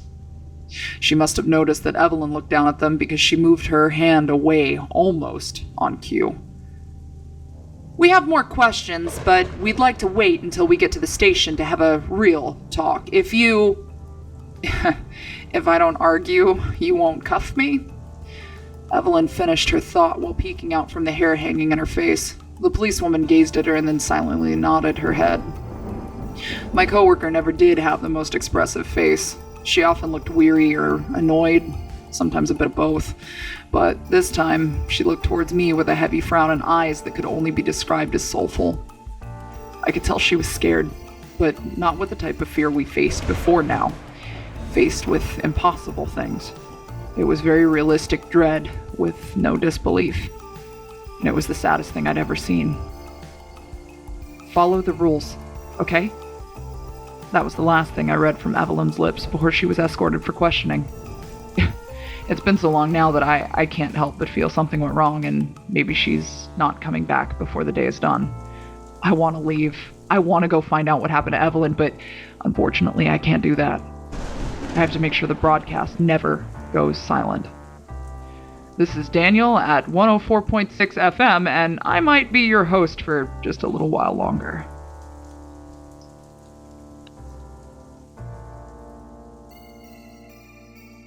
I'll start this off in the most direct way possible. I'm not who you think I am. I work at the radio station perched in the air looking out over a forest-covered mountain range, and it's an absolutely bizarre place. I've seen animals with human features, some eldritch abomination living in a fog bank, and I even went partially deaf due to a phone call. On top of all that, my coworker, Evelyn McKinnon, just became a murder suspect. She didn't do it.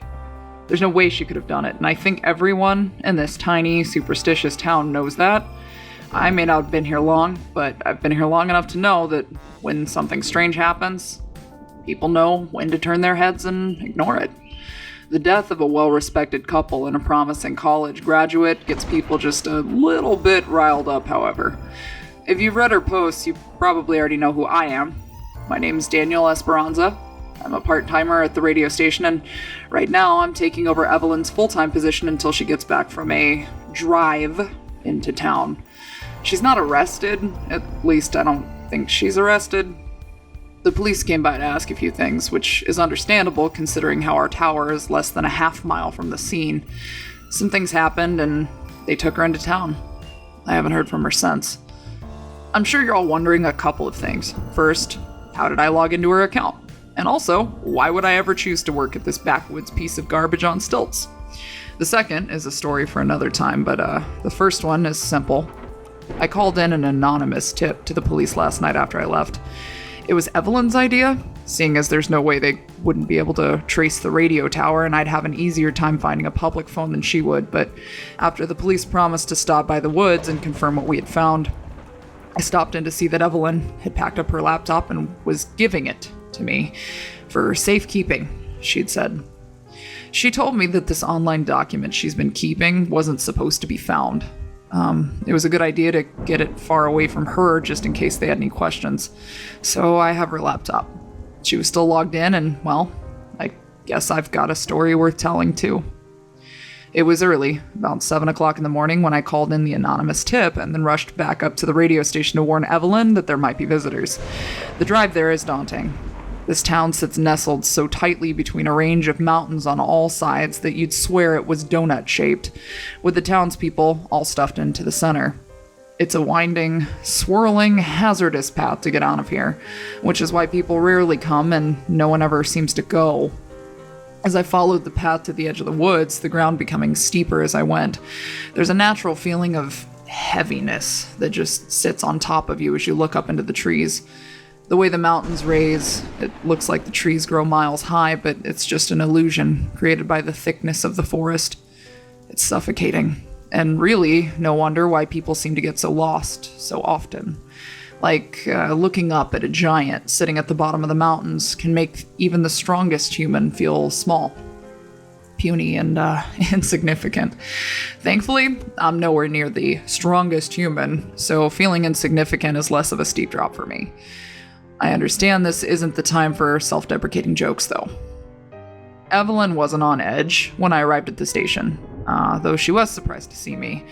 I found her where she usually is, sitting in the chair behind the console staring off into space. I don't think she goes into the details too much, but anyone who believes she spends her days buzzing around and keeping busy is a bit mistaken. In the week that I've known her, Evelyn spends an almost worrying amount of time in silence, looking tired and even sick. Every day, she looks more and more like the poster child for anemia, and when she's not screaming at a bird or answering creepy phone calls, she spends the rest of her day seeming miserable, with a few short intervals of pretending to laugh at my jokes. I know she's faking it as to not disappoint me. I just want to tell her that she doesn't have to try so hard. I told her that I called in the tip, and she already seemed prepared. She gave me her laptop and charger all packed up in a case and told me to put it in my car. It was then I was noticing the edge I hadn't seen before. She was expressing her anxiety in silence, eyes avoiding mine and her arms staying close to her sides or crossed over her chest whenever possible. I studied theater. Trust me, I know the telltale signs of someone who isn't feeling very confident. It'll be fine, I assured her, even though I had no idea what we were in for. We didn't do anything. Maybe they won't even bother us. As it turns out, I was wrong about that. I left the radio tower, heading back to the tiny gravel parking lot that ended a long, twisting path through the woods. I took the laptop case to my car, where I hid it on the floor of the back seat, underneath a few bags of plastic bottles I kept forgetting to recycle. It was a good thing I did it then, because the glow of headlights at the end of the long, winding gravel road were coming closer.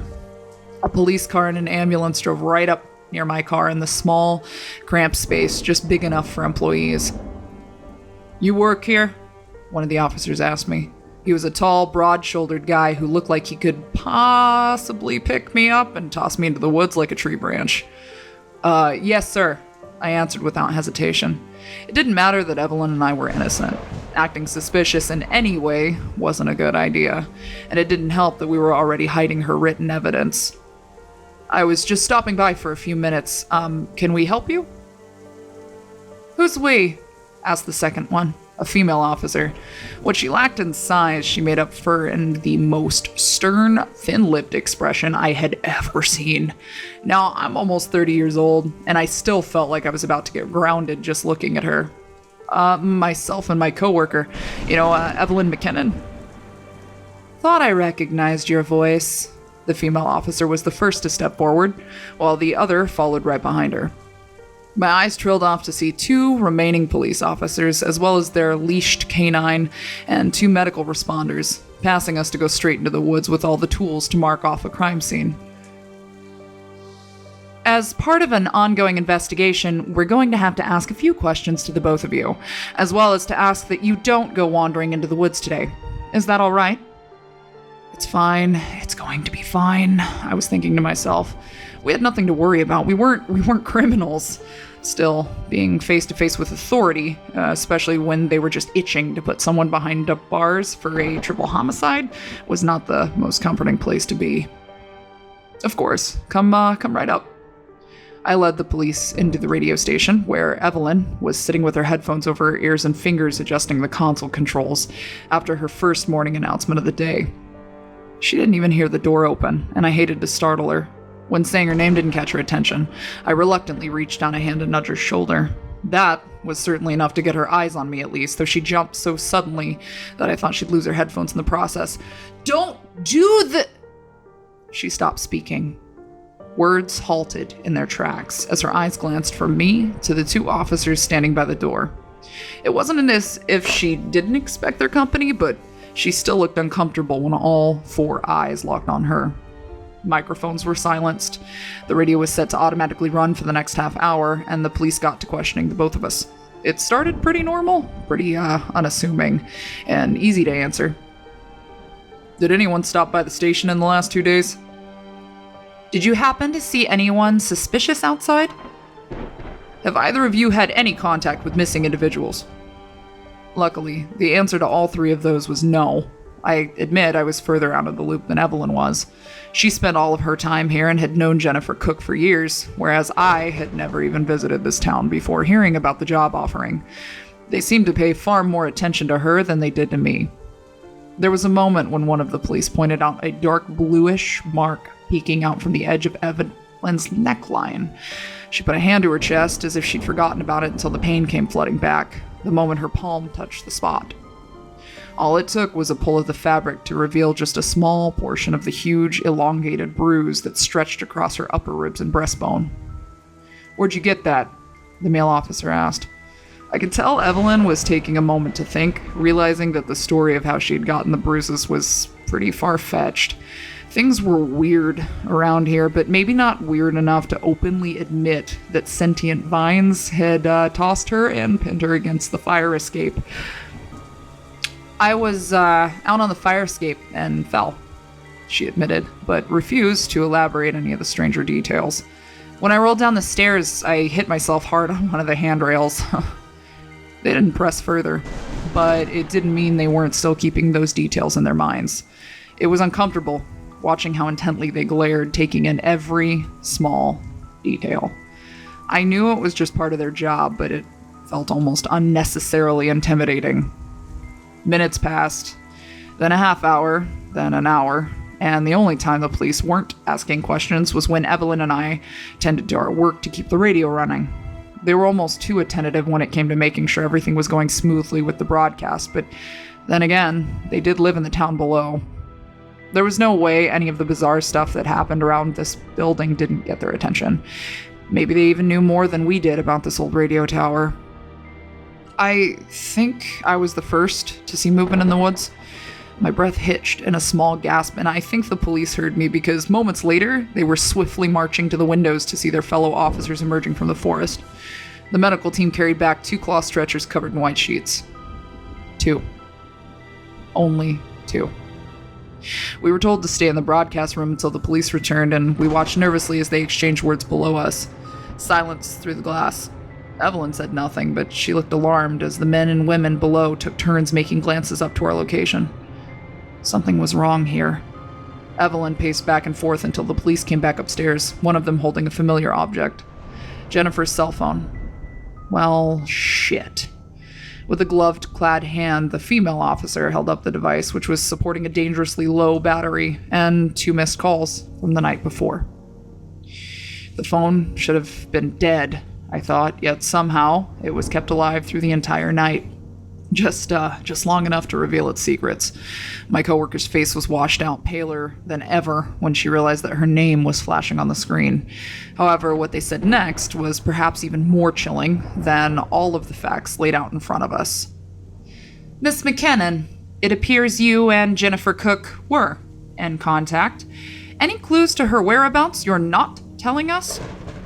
My heart sank, and I know hers did too. She looked at the 2 figures in front of us, then at me, her mouth slightly agape with the beginnings of a question that just wouldn't come out. Her whereabouts? Jennifer had been out there. She was cold and dead in the trunk of a tree, and if they found her phone and the other 2 people, how the hell did they not see her? The only answer I could possibly think of was that she wasn't there anymore. But if that was true, or who or what had pulled her out of the tree, I know her. Evelyn's lips trembled. I'd never seen her look this close to tears. In fact, I didn't even know she ever cried. Ever since Jennifer was announced missing, Evelyn had made an effort not to talk about their former friendship. It was easy for me to forget that she probably was grieving behind that mask of indifference. I was just thinking about her and thought I'd try, but she didn't pick up when I tried to call. We haven't talked in over a month. I promise, I don't know anything. This time, she wasn't lying at all. This new development put us far into the dark as we could possibly get, making me question everything I had seen the night before. There was no way we both dreamed that up, was there? No, not when the rest of the scene fell into place. The other 2 bodies had been collected, but Jennifer had been taken while the others were left behind. I couldn't even begin to think of a reason why. God, I can't believe I even let it cross my mind, but for a split second, I had the chilling thought that maybe Jennifer had gotten herself out of the tree. There was a lot of weird shit out there in the woods, and I was not ready to start worrying about the Walking Dead, too. Evelyn's answer was honest, but it wasn't good enough for them. Deciding that this wrong place, wrong time situation wasn't satisfactory, Evelyn was given a beckoning gesture of the hand from the female officer, whose other hand hovered close to her side. It wasn't where her gun was placed, but rather the handcuffs. She must have noticed that Evelyn looked down at them because she moved her hand away almost on cue. "We have more questions, but we'd like to wait until we get to the station to have a real talk. If I don't argue, you won't cuff me?" Evelyn finished her thought while peeking out from the hair hanging in her face. The policewoman gazed at her and then silently nodded her head. My coworker never did have the most expressive face. She often looked weary or annoyed, sometimes a bit of both. But this time, she looked towards me with a heavy frown and eyes that could only be described as soulful. I could tell she was scared, but not with the type of fear we faced before now. Faced with impossible things. It was very realistic dread with no disbelief. And it was the saddest thing I'd ever seen. "Follow the rules, okay?" That was the last thing I read from Evelyn's lips before she was escorted for questioning. It's been so long now that I can't help but feel something went wrong and maybe she's not coming back before the day is done. I want to leave. I want to go find out what happened to Evelyn, but unfortunately I can't do that. I have to make sure the broadcast never goes silent. This is Daniel at 104.6 FM, and I might be your host for just a little while longer.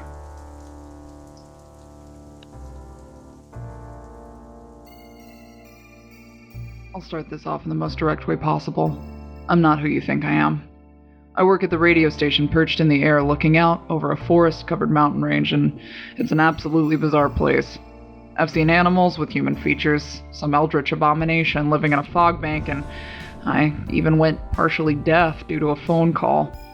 On top of all that, my coworker, Evelyn McKinnon, just became a murder suspect. She didn't do it. There's no way she could have done it, and I think everyone in this tiny, superstitious town knows that.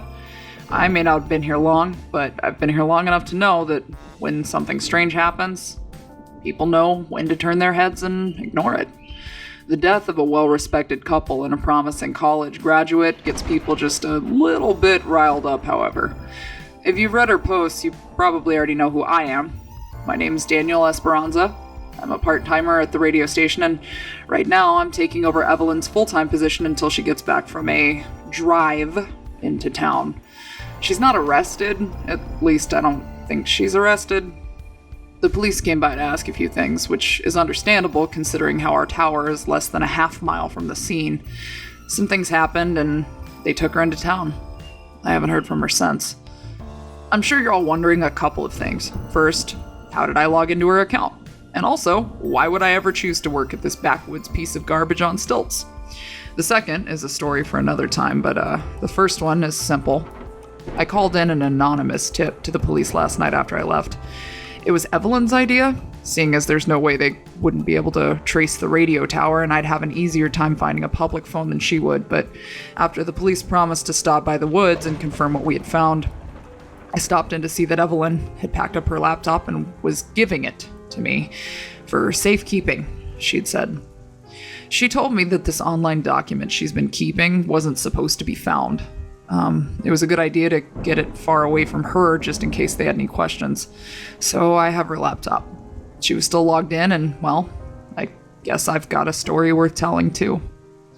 It was early, about 7 o'clock in the morning, when I called in the anonymous tip and then rushed back up to the radio station to warn Evelyn that there might be visitors. The drive there is daunting. This town sits nestled so tightly between a range of mountains on all sides that you'd swear it was donut-shaped, with the townspeople all stuffed into the center. It's a winding, swirling, hazardous path to get out of here, which is why people rarely come and no one ever seems to go.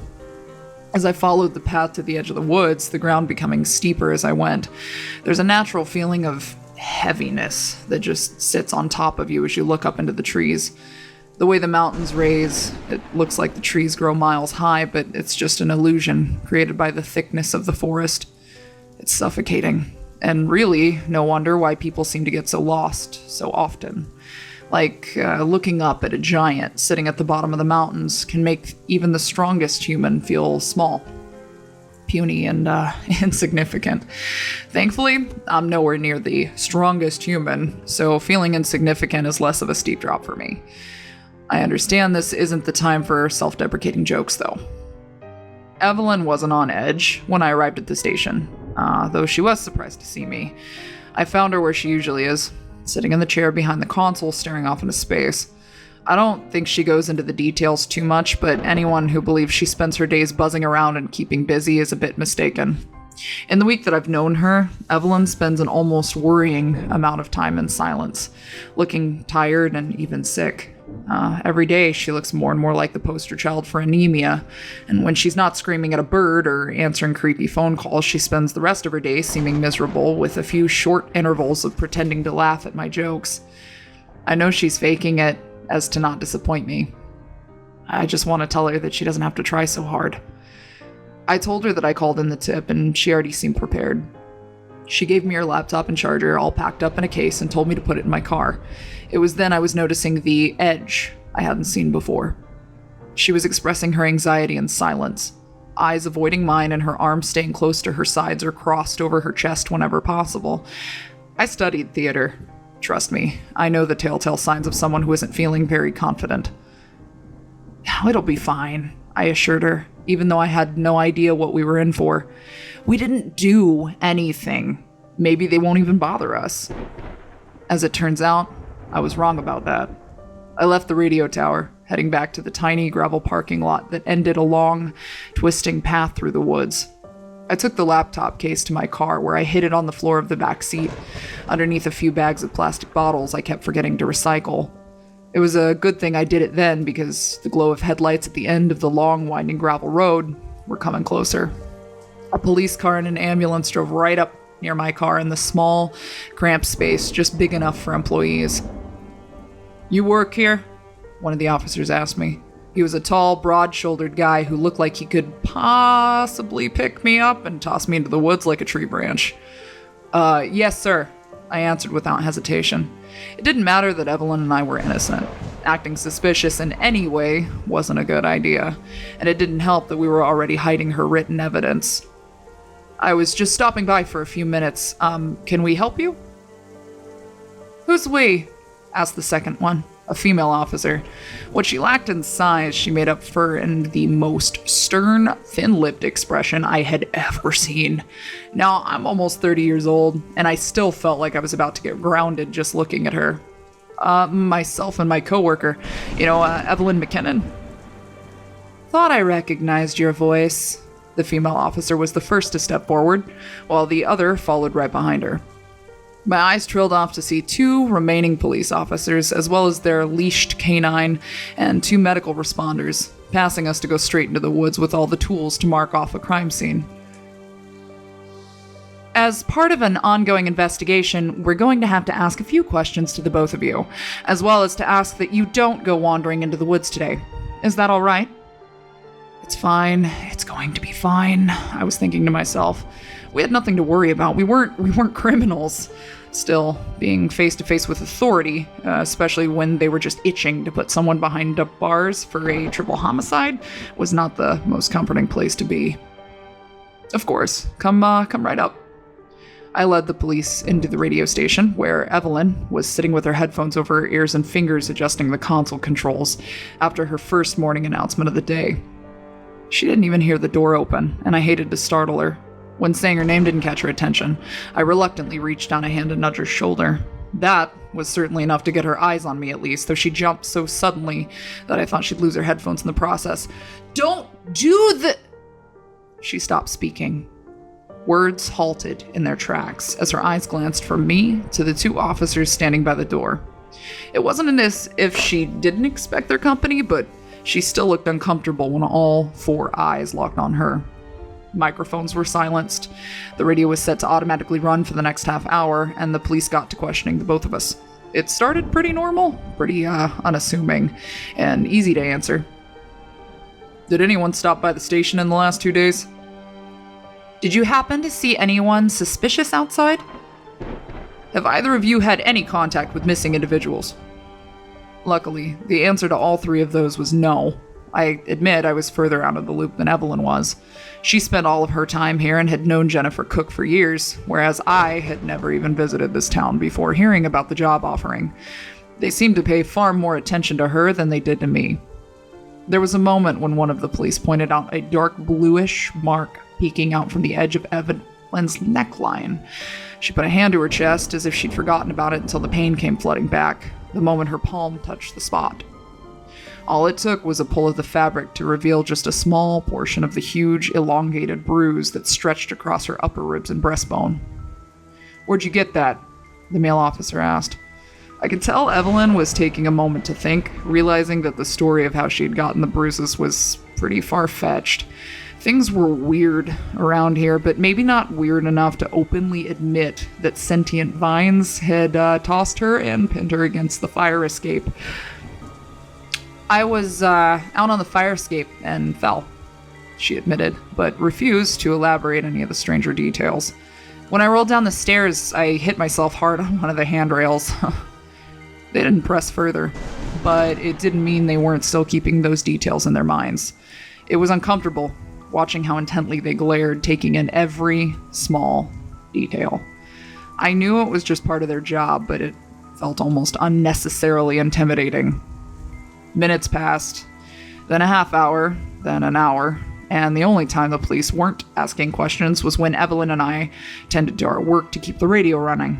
They were almost too attentive when it came to making sure everything was going smoothly with the broadcast, but then again, they did live in the town below. There was no way any of the bizarre stuff that happened around this building didn't get their attention. Maybe they even knew more than we did about this old radio tower. I think I was the first to see movement in the woods. My breath hitched in a small gasp, and I think the police heard me because moments later, they were swiftly marching to the windows to see their fellow officers emerging from the forest. The medical team carried back 2 cloth stretchers covered in white sheets. 2. Only 2. We were told to stay in the broadcast room until the police returned, and we watched nervously as they exchanged words below us. Silence through the glass. Evelyn said nothing, but she looked alarmed as the men and women below took turns making glances up to our location. Something was wrong here. Evelyn paced back and forth until the police came back upstairs, one of them holding a familiar object. Jennifer's cell phone. Well, shit. With a gloved-clad hand, the female officer held up the device, which was supporting a dangerously low battery and 2 missed calls from the night before. The phone should have been dead, I thought, yet somehow it was kept alive through the entire night. Just long enough to reveal its secrets. My coworker's face was washed out, paler than ever, when she realized that her name was flashing on the screen. However, what they said next was perhaps even more chilling than all of the facts laid out in front of us. "Miss McKinnon, it appears you and Jennifer Cook were in contact. Any clues to her whereabouts you're not telling us?" My heart sank, and I know hers did too. She looked at the 2 figures in front of us, then at me, her mouth slightly agape with the beginnings of a question that just wouldn't come out. Her whereabouts? Jennifer had been out there. She was cold and dead in the trunk of a tree, and if they found her phone and the other 2 people, how the hell did they not see her? The only answer I could possibly think of was that she wasn't there anymore. But if that was true, or who or what had pulled her out of the tree, I know her. Evelyn's lips trembled. I'd never seen her look this close to tears. In fact, I didn't even know she ever cried. Ever since Jennifer was announced missing, Evelyn had made an effort not to talk about their former friendship. It was easy for me to forget that she probably was grieving behind that mask of indifference. I was just thinking about her and thought I'd try, but she didn't pick up when I tried to call. We haven't talked in over a month. I promise, I don't know anything. This time, she wasn't lying at all. This new development put us far into the dark as we could possibly get, making me question everything I had seen the night before. There was no way we both dreamed that up, was there? No, not when the rest of the scene fell into place. The other 2 bodies had been collected, but Jennifer had been taken while the others were left behind. I couldn't even begin to think of a reason why.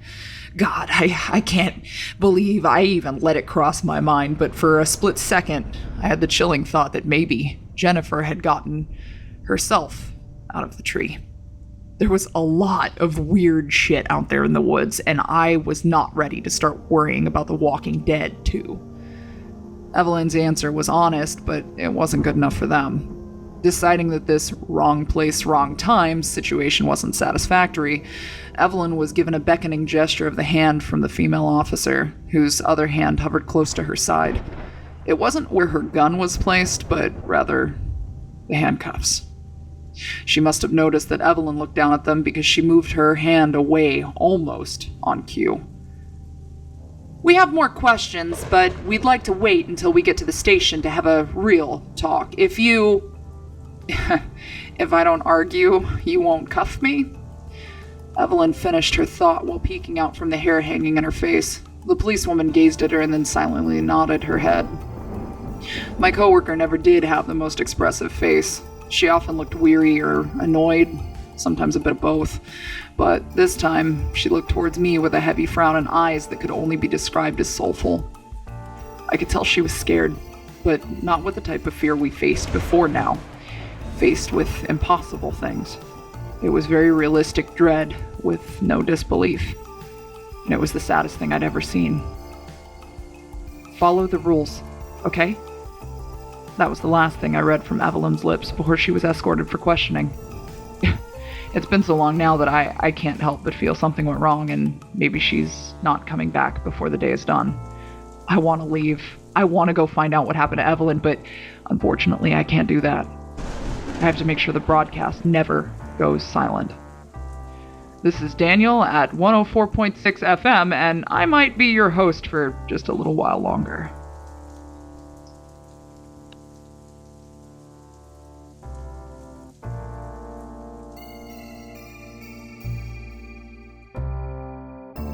I have so much news to tell, and yet I don't really know where to start. But first, let me clarify. This is Evelyn. I returned to the radio station at about 5:45 in the morning. Was it 1 day ago, 2 days ago? I'll be honest, sometimes I'm not even sure how long I'm here or what day of the week it is anymore. I screamed at Dan for a while and locked him in the bathroom for about 15 minutes before I realized that he was sincerely just trying to be helpful and make sense out of the whole thing. I still wish he had stayed off my social media, though. Now I'm adding putting a 30-year-old man in timeout onto my list of activities I never thought I'd be doing at the workplace. But while I was gone, I saw, heard, and experienced so much that I have to just sit down and tell you everything from start to finish. The storm is on its way, and the lights have flickered a few times already due to the winds. I'm typing this as quickly as I can because, well, I'll be honest, I don't know what will happen after I submit this. When the police picked me up from the radio station, they didn't really give the impression that they were questioning me as a suspect of Jennifer's murder.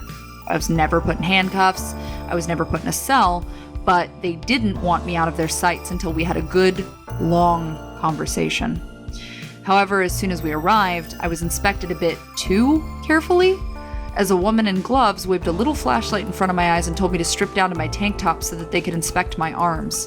I immediately had my suspicions. Did they think I was shooting up at the radio station? High out of my mind? Like, it lasted far too long, and I had to go through a seemingly unnecessary amount of searches and swabs before I was finally able to sit down, all of my items confiscated except for my clothes. When one of the investigators came by to question me in a private room there at the police station, I voiced my concerns. "Listen, I'm not a junkie," I told him, perhaps a bit too aggressively. "I thought we were here to talk about my friend?" "We are." He sat down at the other end of the table. In contrast to my bitterness, he seemed far more concerned than he was watchful or judgmental of me. "But due to your exposure, we're gonna have to get your permission for a full medical exam before we do any of that." "What exposure?" He seemed hesitant to explain, but I had a feeling that he couldn't just keep it from me. "At the radio station? If there's something dangerous in the air out there, I deserve to know what I'm getting around." The detective shook his head. "Nothing like that. I'm not talking about radiation or a gas leak." He folded his hands on the table as he continued. We see a lot of people coming down with illnesses or sustaining injuries outside of the town, and while we can't explain it, we've learned to be very thorough when it comes to making sure anyone who spends a considerable amount of time in the woods is safe. I had only just gotten there, and already I felt confused. I felt as if so much was hidden from me, so much that I wanted to know, but wasn't being allowed to understand. The detective didn't say any more, but instead he slid a piece of paper across the table. We need your permission for a full medical examination and an overnight stay. After we're sure you're in decent shape, tomorrow we'll talk about your friend. What was I supposed to do? Refuse? I found it all very strange, but I admit that I was curious how all of this fit together with the goings-on at the radio station.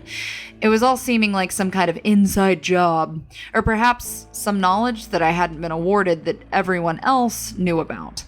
I allowed them to do the medical exam, taking samples of my blood and basically everything else they could get their hands on. I was questioned a lot about the bruising on my chest, but when they had been assured it was from an honest injury and not some disorder in the blood, I was permitted to get a night's rest before being picked up first thing in the morning. I saw the same investigator, a middle-aged man with dark skin. He had a low voice that sounded nice, but I still couldn't shake this feeling that he wasn't any kind of friend to me. I picked at the glue exposed on the frayed edge of my paper hospital bracelet in an attempt to get it off cleanly, but the residue just collected under my fingernails. Evelyn Faye McKinnon. He wasn't asking, but clarifying. He rifled through a stack of papers and I found myself growing impatient. You were arrested twice in the last 12 months. DUIs both times. You and your former roommate, I corrected. You and your former roommate, Jennifer Cook, were fined one time for a domestic disturbance. We had a purely verbal argument. I had just gotten out of the hospital and she started lecturing about my point is. The detective spoke with such a piercing tone that I shut my mouth immediately, letting him talk. We had your fingerprints and we matched them to a set of prints on Jennifer Cook's cell phone, which we found a half-mile from your workplace next to a tree filled with blood. I squinted my eyes. Filled was a word I hadn't thought to hear, not unless tree sap was the subject of the conversation. At that point, I think he could sense the question I was about to ask. What do you mean filled with blood? I mean, the tree was oozing several quarts of blood right from a hole in the center of the trunk, and Jennifer's cell phone, the one with both her and your fingerprints, was found at the base of it. He gave me an icy stare, and I was waiting for a question. I was waiting to somehow be blamed. I didn't have anything to do with... Again, he didn't let me finish, but his words both comforted and confused me. Nobody thinks you were the one to hurt her, he said. But we need to know what you saw in there. Anybody, anything you might have witnessed. We received an anonymous tip saying there were 3 bodies in the forest, and clearly 3 bodies were not recovered. It's very, very important that we find her and that we find it soon. The urgency in his tone was somewhat shocking to me. I imagined Jennifer's family would want her remains, but the way he looked at me was almost desperate, as if finding her body was more important than just for the sake of her loved ones. She was in the tree, I explained, though I knew how insane it would sound. Stuffed in the center of it. I don't really even know how she fit, but her face and one arm were sticking out of it. She was dead, her mouth was stuffed with a bird's nest, and that's where she was when we turned around and left. He nodded slowly, and I knew that none of that would help them actually find her. It wasn't as if they hadn't checked the entire area probably 10 times over by now. Anything else? He asked with raised eyebrows. Anyone, anything strange out there? I found myself hesitating. What kind of strange was he asking about? I mean, I had weird stories and sightings. Oh, man, I had plenty. But at what point would it become too crazy to talk about?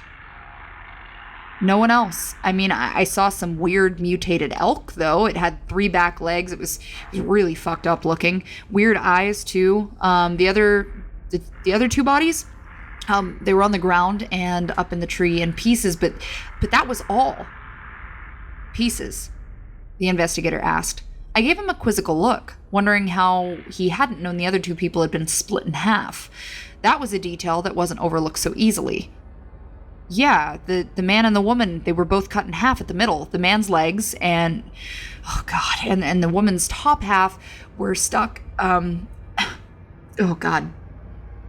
They were stuck in the tree as if they'd been tossed in there. It sounds stupid, but that's exactly what it looked like.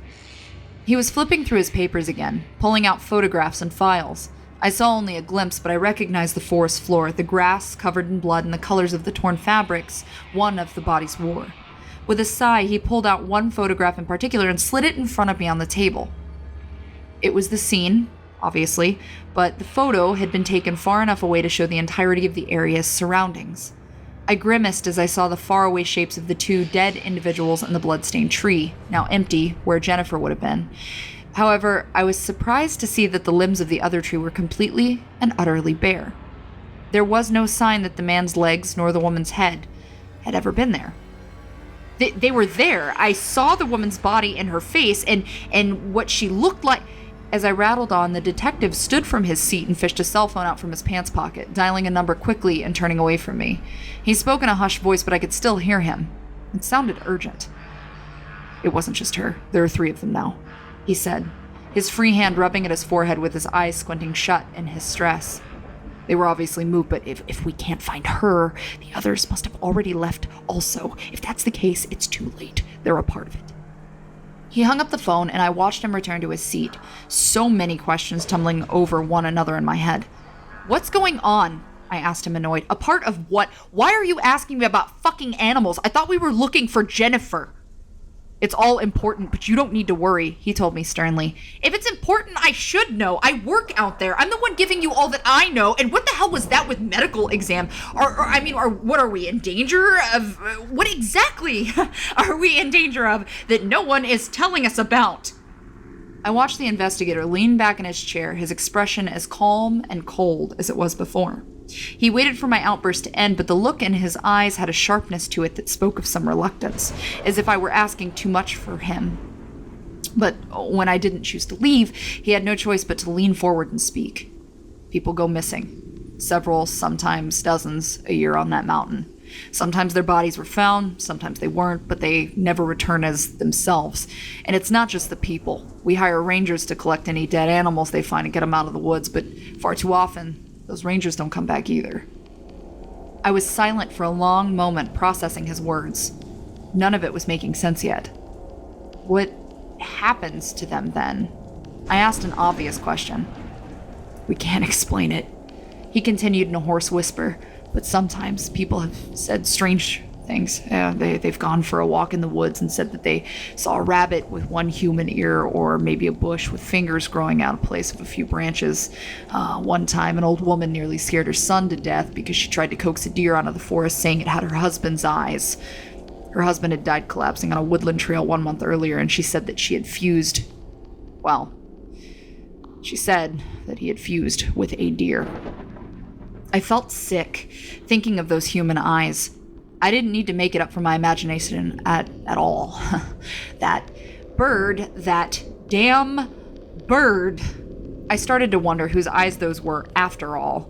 The detective continued. We don't know what's around in the air around here, but they're making people see this kind of shit. All we know is that when the fog season comes around, more people go missing and more weird things start to appear. It's all around that spot, too. Your radio station. Maybe there's some magnetic disturbance, maybe there's something under the ground. We don't know. He leaned closer across the table, and I didn't even try to say a word. I just stared, exhaling through my lips as he continued looking me straight in the eyes with a look that was dire. One thing we do know, though, in the last 5 years, we've hired 27 different people to speak over that radio. You and Mr. Esperanza?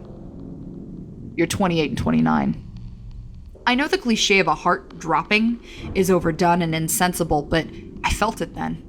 My heart wasn't in my chest anymore. It had sunk so low that I felt every bit of confidence and safety in my body disappear all at once. One thing was bothering me, though. One little thing that had been in my head for a while now that I was just piecing together. we've hired? He didn't avoid the question, but he took a good, long moment to answer. Finally, he shook his head, sinking back down in his chair across from me.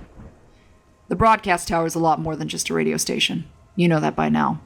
People around here feel safer when they think they just have the music, and that's what we're trying to do. Keep everyone calm until we know how to get rid of this problem forever. It was making more sense to me now why the station was so high off the ground and why it had to be on air at all times. Whatever signal we sent out wasn't there just for people to enjoy.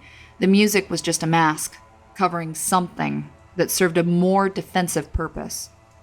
It was a watchtower. The broadcast station was never for entertainment, but for protection. What would happen if the broadcast stopped for good? I asked, with a small hint of fear in my voice. I didn't like to think about it, but I needed to know. The man across from me shrugged his shoulders with a heavy sigh. We don't know, but we never want to find out.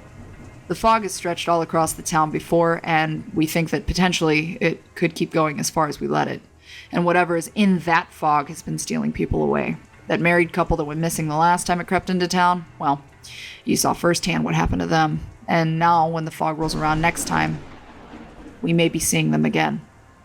He stood up from his seat, walking around the table and giving me a heavy pat on the shoulder as I sat there. Brain gone to mush. You'd better get back to your station, number 28. That morning, I took a cab back to the radio station before the sun came up, but before I did, I made one brief stop along the way. In the early hours of dawn, I walked to Jennifer's house, the same one she had kicked me out of and the same one where her boyfriend Elijah now lived on his own. I didn't knock or ring the doorbell, but I did slip a small piece of paper under the door. It was the only printed photo I had of Jennifer, carried around in my wallet next to a photo of my parents. And now it was his. Daniel filled me in when I arrived back to the tower, and after I had a bit of a fit, which may have been a lot of a fit, I tried to fill him in on what I had learned as well. It was a lot to relay and a lot for him to understand, but I felt better knowing that he wasn't any more in the dark than I was. So, the people that hired us, not really a network. I finished the idea for him. It's some like agency or town government. I don't know. That's why our signal only reaches so far. There's really no reason for it to expand.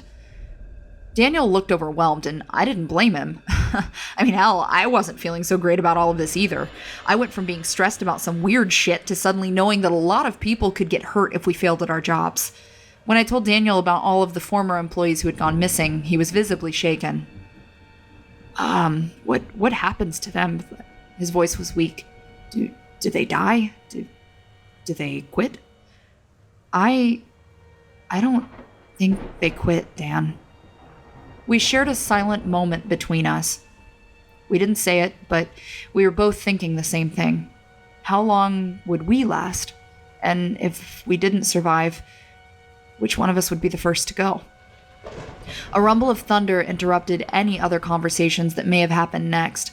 Both of us snapped our attention to the window where the heavy clouds were rolling in across the sky and the trees furthest in our view had started to sway back and forth from the winds. A flash of lightning cracked through the dim light and was followed by another deep bellow from the sky. The same low, roaring groan that sounded like an angry god. Evelyn, this place has a generator, doesn't it? He asked as the lights flickered for the first time. The radio skipped to static for a split second as another deep rumble resonated from the mountain. Yeah. Where is it? I frowned, giving him an almost apologetic look. Outside? This is number 28.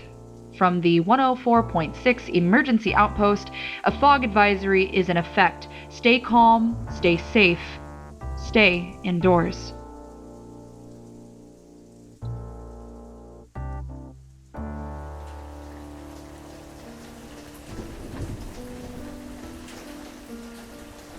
The forest was alive.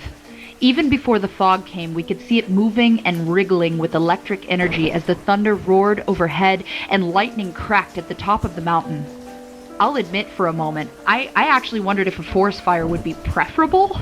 Obviously, death hadn't been enough to keep Jennifer and countless others from coming back in some form, and so I later decided that setting every strange abomination on fire would only create more dangers for us. Look, I won't beat around the bush. We were scared. We knew enough and had seen enough to know that we wouldn't be safe. As the rain poured down and the cables and lines swayed from side to side off the tower, Daniel and I were not only afraid for our own safety, but for everyone else's. This broadcast tower was keeping the town alive. We were keeping the town alive. An alcoholic and a failed theater actor? Who knew? The lights flickered again, prompting the broadcast to turn to static and skip as I scrambled behind the desk to get the sound going again. For mere seconds, the waves would go silent and then spring to life again just as a rumble would vibrate underneath the tower. I noticed Daniel flinch, holding one of his ears just moments before the broadcast came back and static-filled music played again. "You hurt?" I asked him, but he shook his head, stretching out his jaw. "No, my ears won't stop ringing, though." I shrugged it away, imagining all of those cliché excuses. It's the weather, or the pressure is different up in the mountains, so on and so on. But he bounced back immediately, marching over to the window to scan his eyes over the dreary-looking forest. It was hard to see much of anything through the rain, but he squinted to make out shapes on the horizon. "There's something moving out there," he said almost breathlessly. "Far away, but it's getting closer. It's hard to see." I didn't need to see for myself to know what he was looking at. In the midst of the rain and the lightning, the fog would still find a way to roll in. After all, it wasn't really a product of the weather at all. It was more of a living thing, or rather an amalgamation of all formerly living things on this side of the mountain range. "I need you to run the emergency broadcast," I told him as I pushed away from the console and popped up out of my chair. A strong wind whipped past, rattling the walls and making the wooden floorboards creak underneath our feet. I felt unsteady, suddenly worried the old stilts holding us up would give in and we'd crash down into the trees below. The only thing worse than the fall would be the exposure to the open woods, should we even survive the way down. The floor rumbled as if the building itself were breathing before it settled back into place. I looked at Daniel and he looked back at me. We both knew we'd have to be prepared for the worst the storm could do. As he practically fell into the chair, turning on the microphone to broadcast a crackling message over the air, I rummaged in the storage closet for industrial-sized flashlights and the keys to the generator shed.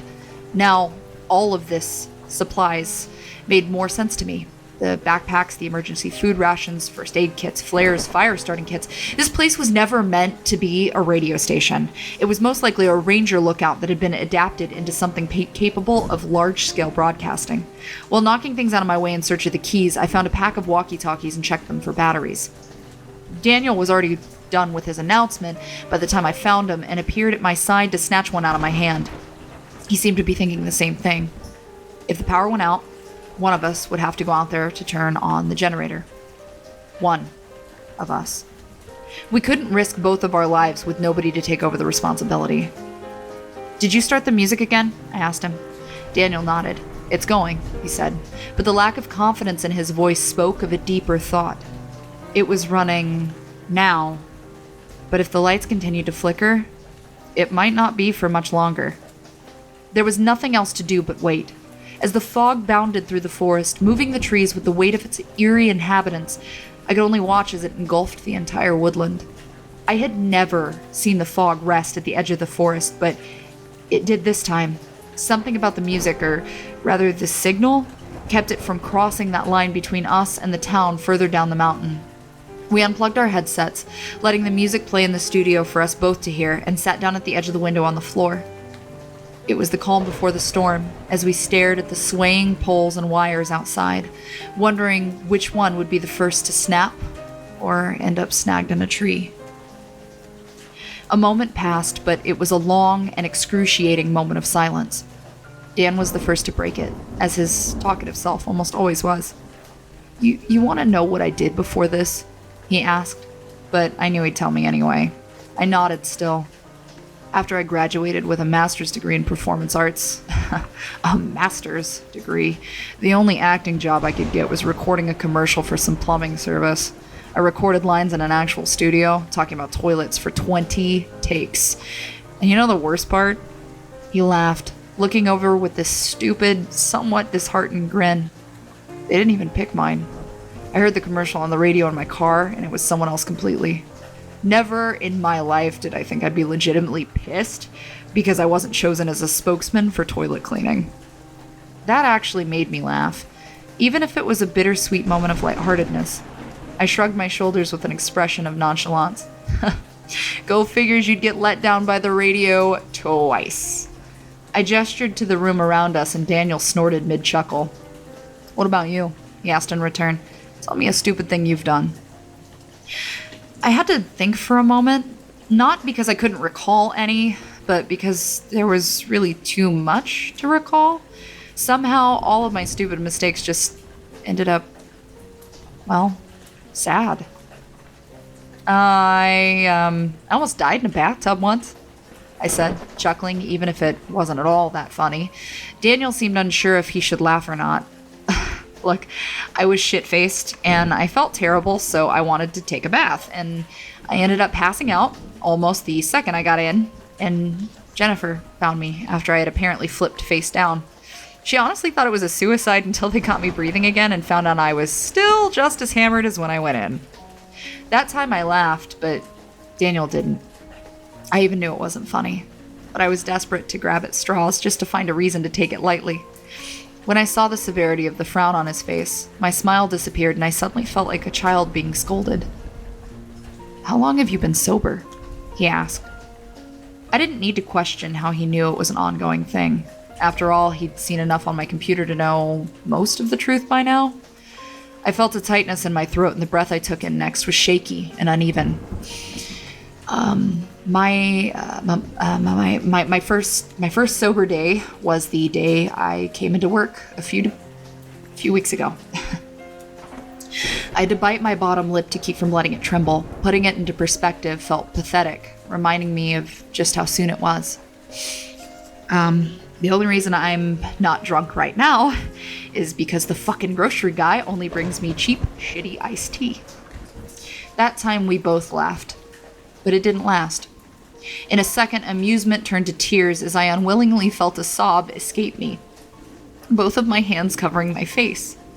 With my eyes squeezed shut, I only felt Daniel's hand pat between my shoulders and remain there until I covered my face. I refused to let myself cry out loud. Those thoughts and feelings were pushed back down as my eyes returned to the fog at the edge of the forest. I watched it move and swirl, many eyes and many shapes moving and twitching as if waiting eagerly to be allowed further. The shed was so close to the edge. Too close. A familiar pair of eyes stared back at us then, up in the tree, free from the fog, and hopping near to tap its beak at the window. It was that damn bird again. I looked at it closer this time. Its eyes were hazel. Now I found myself wondering less where it came from and who it had borrowed those eyes from. What did you see? I heard Daniel's voice, but didn't process it at first. With a deep breath, I wiped away the tears from my face and turned to him with a of confusion. At the graduation party, you were in the woods and you saw something, didn't you? The word graduation, in and of itself, made my stomach sink. I looked away from Dan again, squinting as I struggled to bring those thoughts forward. Somehow, just looking for the memory caused an internal pain. I didn't know there was anything fucked up about the woods back then. I said, I told you that I left here, right? When I was a really little kid. My dad died, and my mom remarried, so we moved in with him out of town. And I came back the week of graduation with a bunch of people I used to know as kids, and they all said that the woods had gotten creepy since I left. Bits and pieces were still missing from my thought process, but I was piecing them together in the moments that I paused and kept silent. It was some terrible puzzle slowly coming into view, and it made my face turn to a grimace. I wandered off, probably because it was loud and everyone was acting like an ass, but out in the woods I heard something. It was like a low growl, I thought at first, but now that I remember the sound, it was a voice, a low, gravelly, painful groan. This animal stepped out of the bushes, and I thought for sure it was like some kind of cougar or maybe like a wild dog.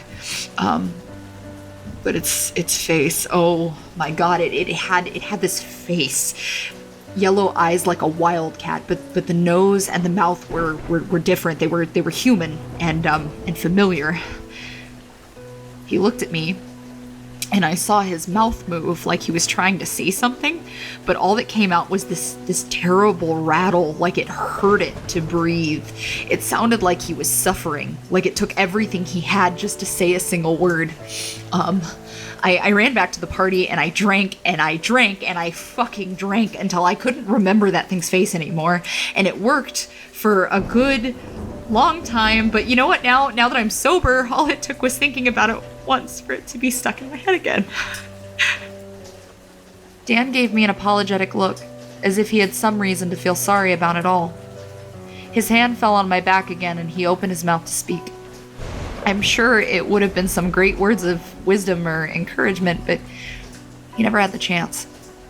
There was a flash of lightning and a deafening crack as it struck one of the poles standing around the station. The thunder blended into the sound of the crackling radio for a split second before the lights went down, the sound stopped, and we were plunged into a dark, thick silence. All I could see in the dark were Dan's eyes, illuminated by the flashes of lightning as he watched the forest's edge. The fog twisted and moved in patterns of rolls, tumbling over itself like a living beast as it crawled towards us. It was almost too dark to see, but my eyes could make out blots of shapes inside the fog. Arms, legs, bodies, all of them eager to inhabit the land that they had been barred from until now. The mist swirled around the stilts of the tower, creeping upwards before we had no choice but to make a split decision. Daniel turned on his walkie-talkie, testing it by holding it up to his mouth. I could hear the crackle of his voice come through mine, even from just a few feet apart. I'll let you know when I've got it going, I told him sternly, jumping to my feet.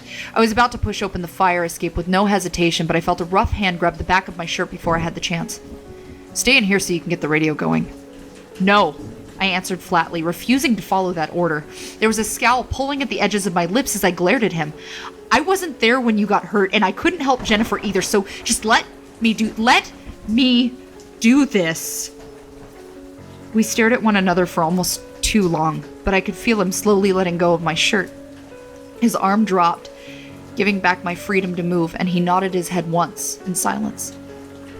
Daniel, if you're reading this, you snooping bastard, thank you. The door took a heavy burst, but I shoved it open and was surprised for a moment when I didn't hear an alarm. Of course, it didn't take long to remember that the power outage had taken everything, not just the lights and the radio signal. The fog was already rising, covering the ground and crawling upwards over the sides of the building. It was only moments before I was trapped inside of it, not sure whether to run for my life or take it slowly to stay hidden. It would have been no use. They knew I was there already. I held my flashlight in shaky hands to illuminate the steps of the fire escape. There were no vines, no slimy, mud-covered appendages, and nothing waiting there to trip me. Still, I didn't trust that the fire escape was unoccupied. I could hear a faint clank from the bottom, as if something was trying to pull itself up to open the door behind me. The sound in that fog was maddening. The amalgamates were suffering inside of themselves, parasites eating off of one another and groaning in some constant pain. The ones that didn't moan and cry in their torment were voicing aggressive growls or rattling breaths as they searched through the fog for another living thing to tear apart and add to their collection of stolen bodies. My flashlight caught a glimpse now and again of milky white eyes or the glimmer of rain-soaked skin or fur. I didn't dare look back, but I could hear and feel the crash of weight against the fire escape as if something was trying to crawl its way up underneath a section as I passed.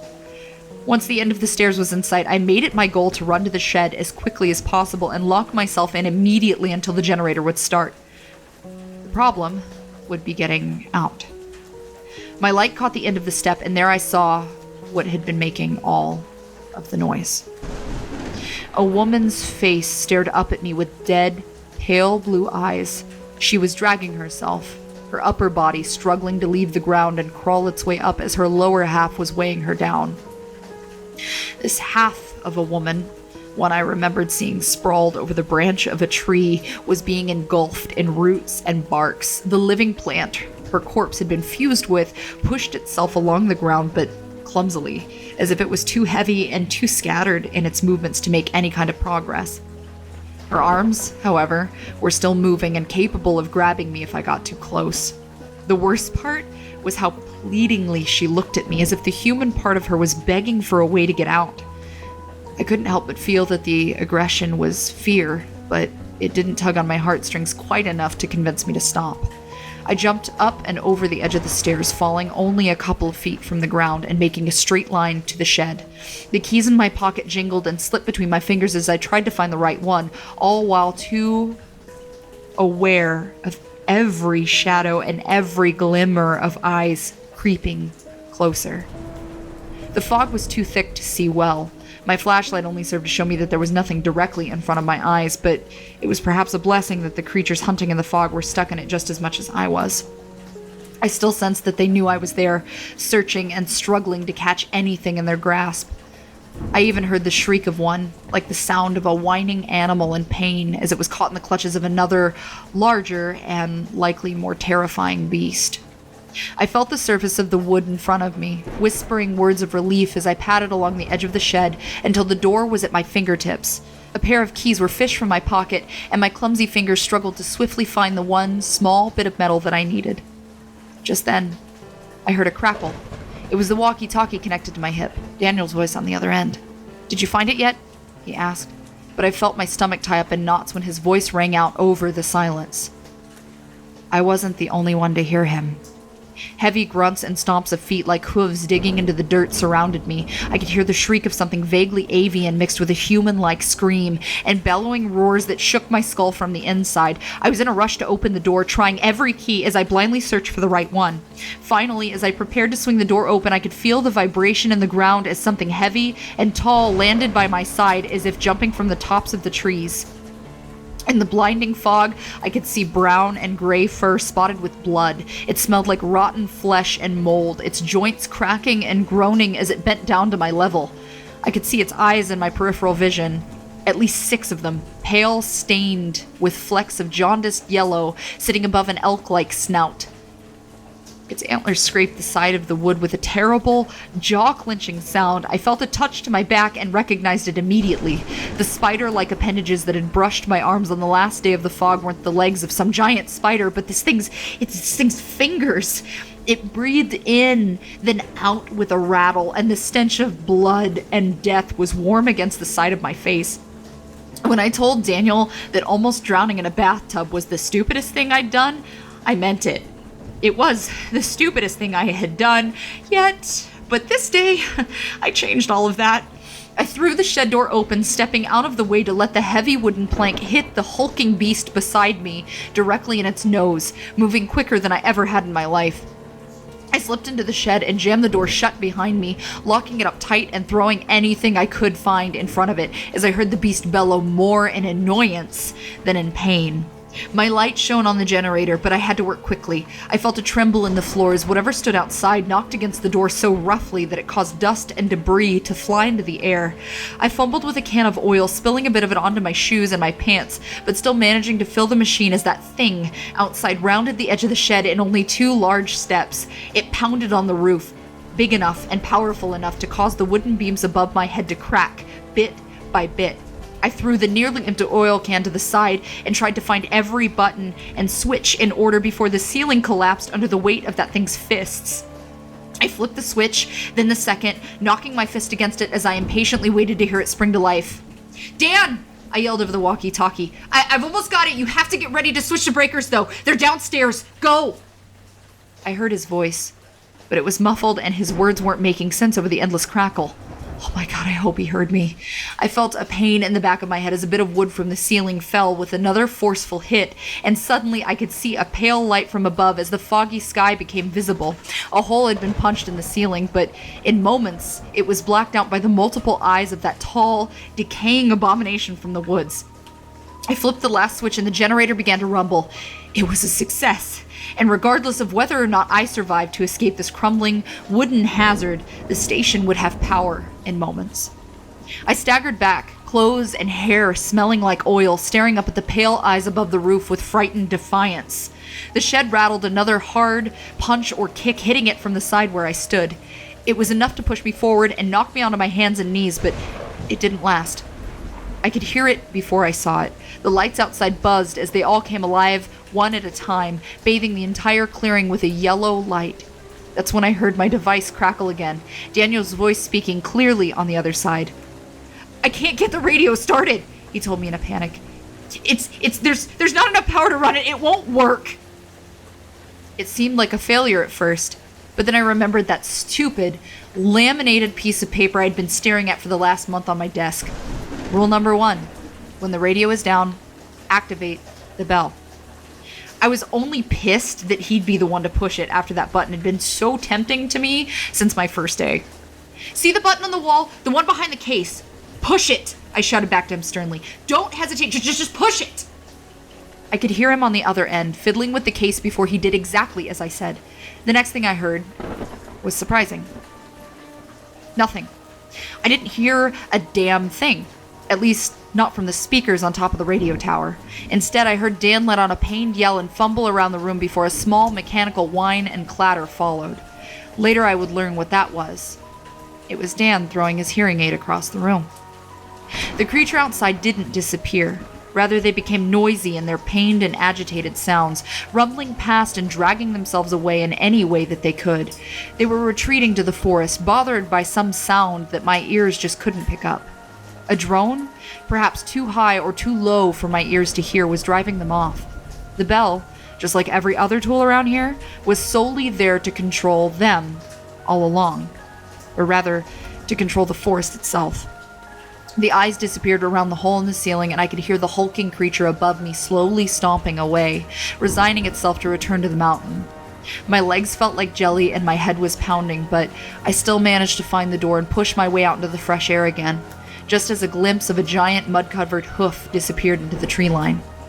Daniel had propped open the fire escape when I came back up, slowly and exhaustively forcing my way to the top. The lights were on, the radio was off, but we were safe for the time being. The first thing my coworker did was pull me into a hug, lifting me a few inches off the ground and saying these profound, thoughtful words to me. "You smell like petroleum." I wish I could say that that was the last time anything weird has happened here, but as you can guess, a day or two has passed and everything is still bullshit. The sink doesn't cry anymore, but we still get some weird calls, and Dan told me that it rained pebbles the other day. I told him I was pissed off that he didn't collect any for me like a baby otter. I'm sure things will always be weird around here, and there's always going to be a story to tell, but for now, I think I'm going to focus on doing my job and lasting a bit longer than the employees 1 through 27. But I'm sure if you don't hear from me, Dan will be sneaking on my laptop again someday. I could change my password, but nah. This is Evelyn at 104.6 Emergency Broadcast Station, and in case you were wondering, that bird, still out there. Daniel decided to name it Bartholomew. I fucking hate Bartholomew.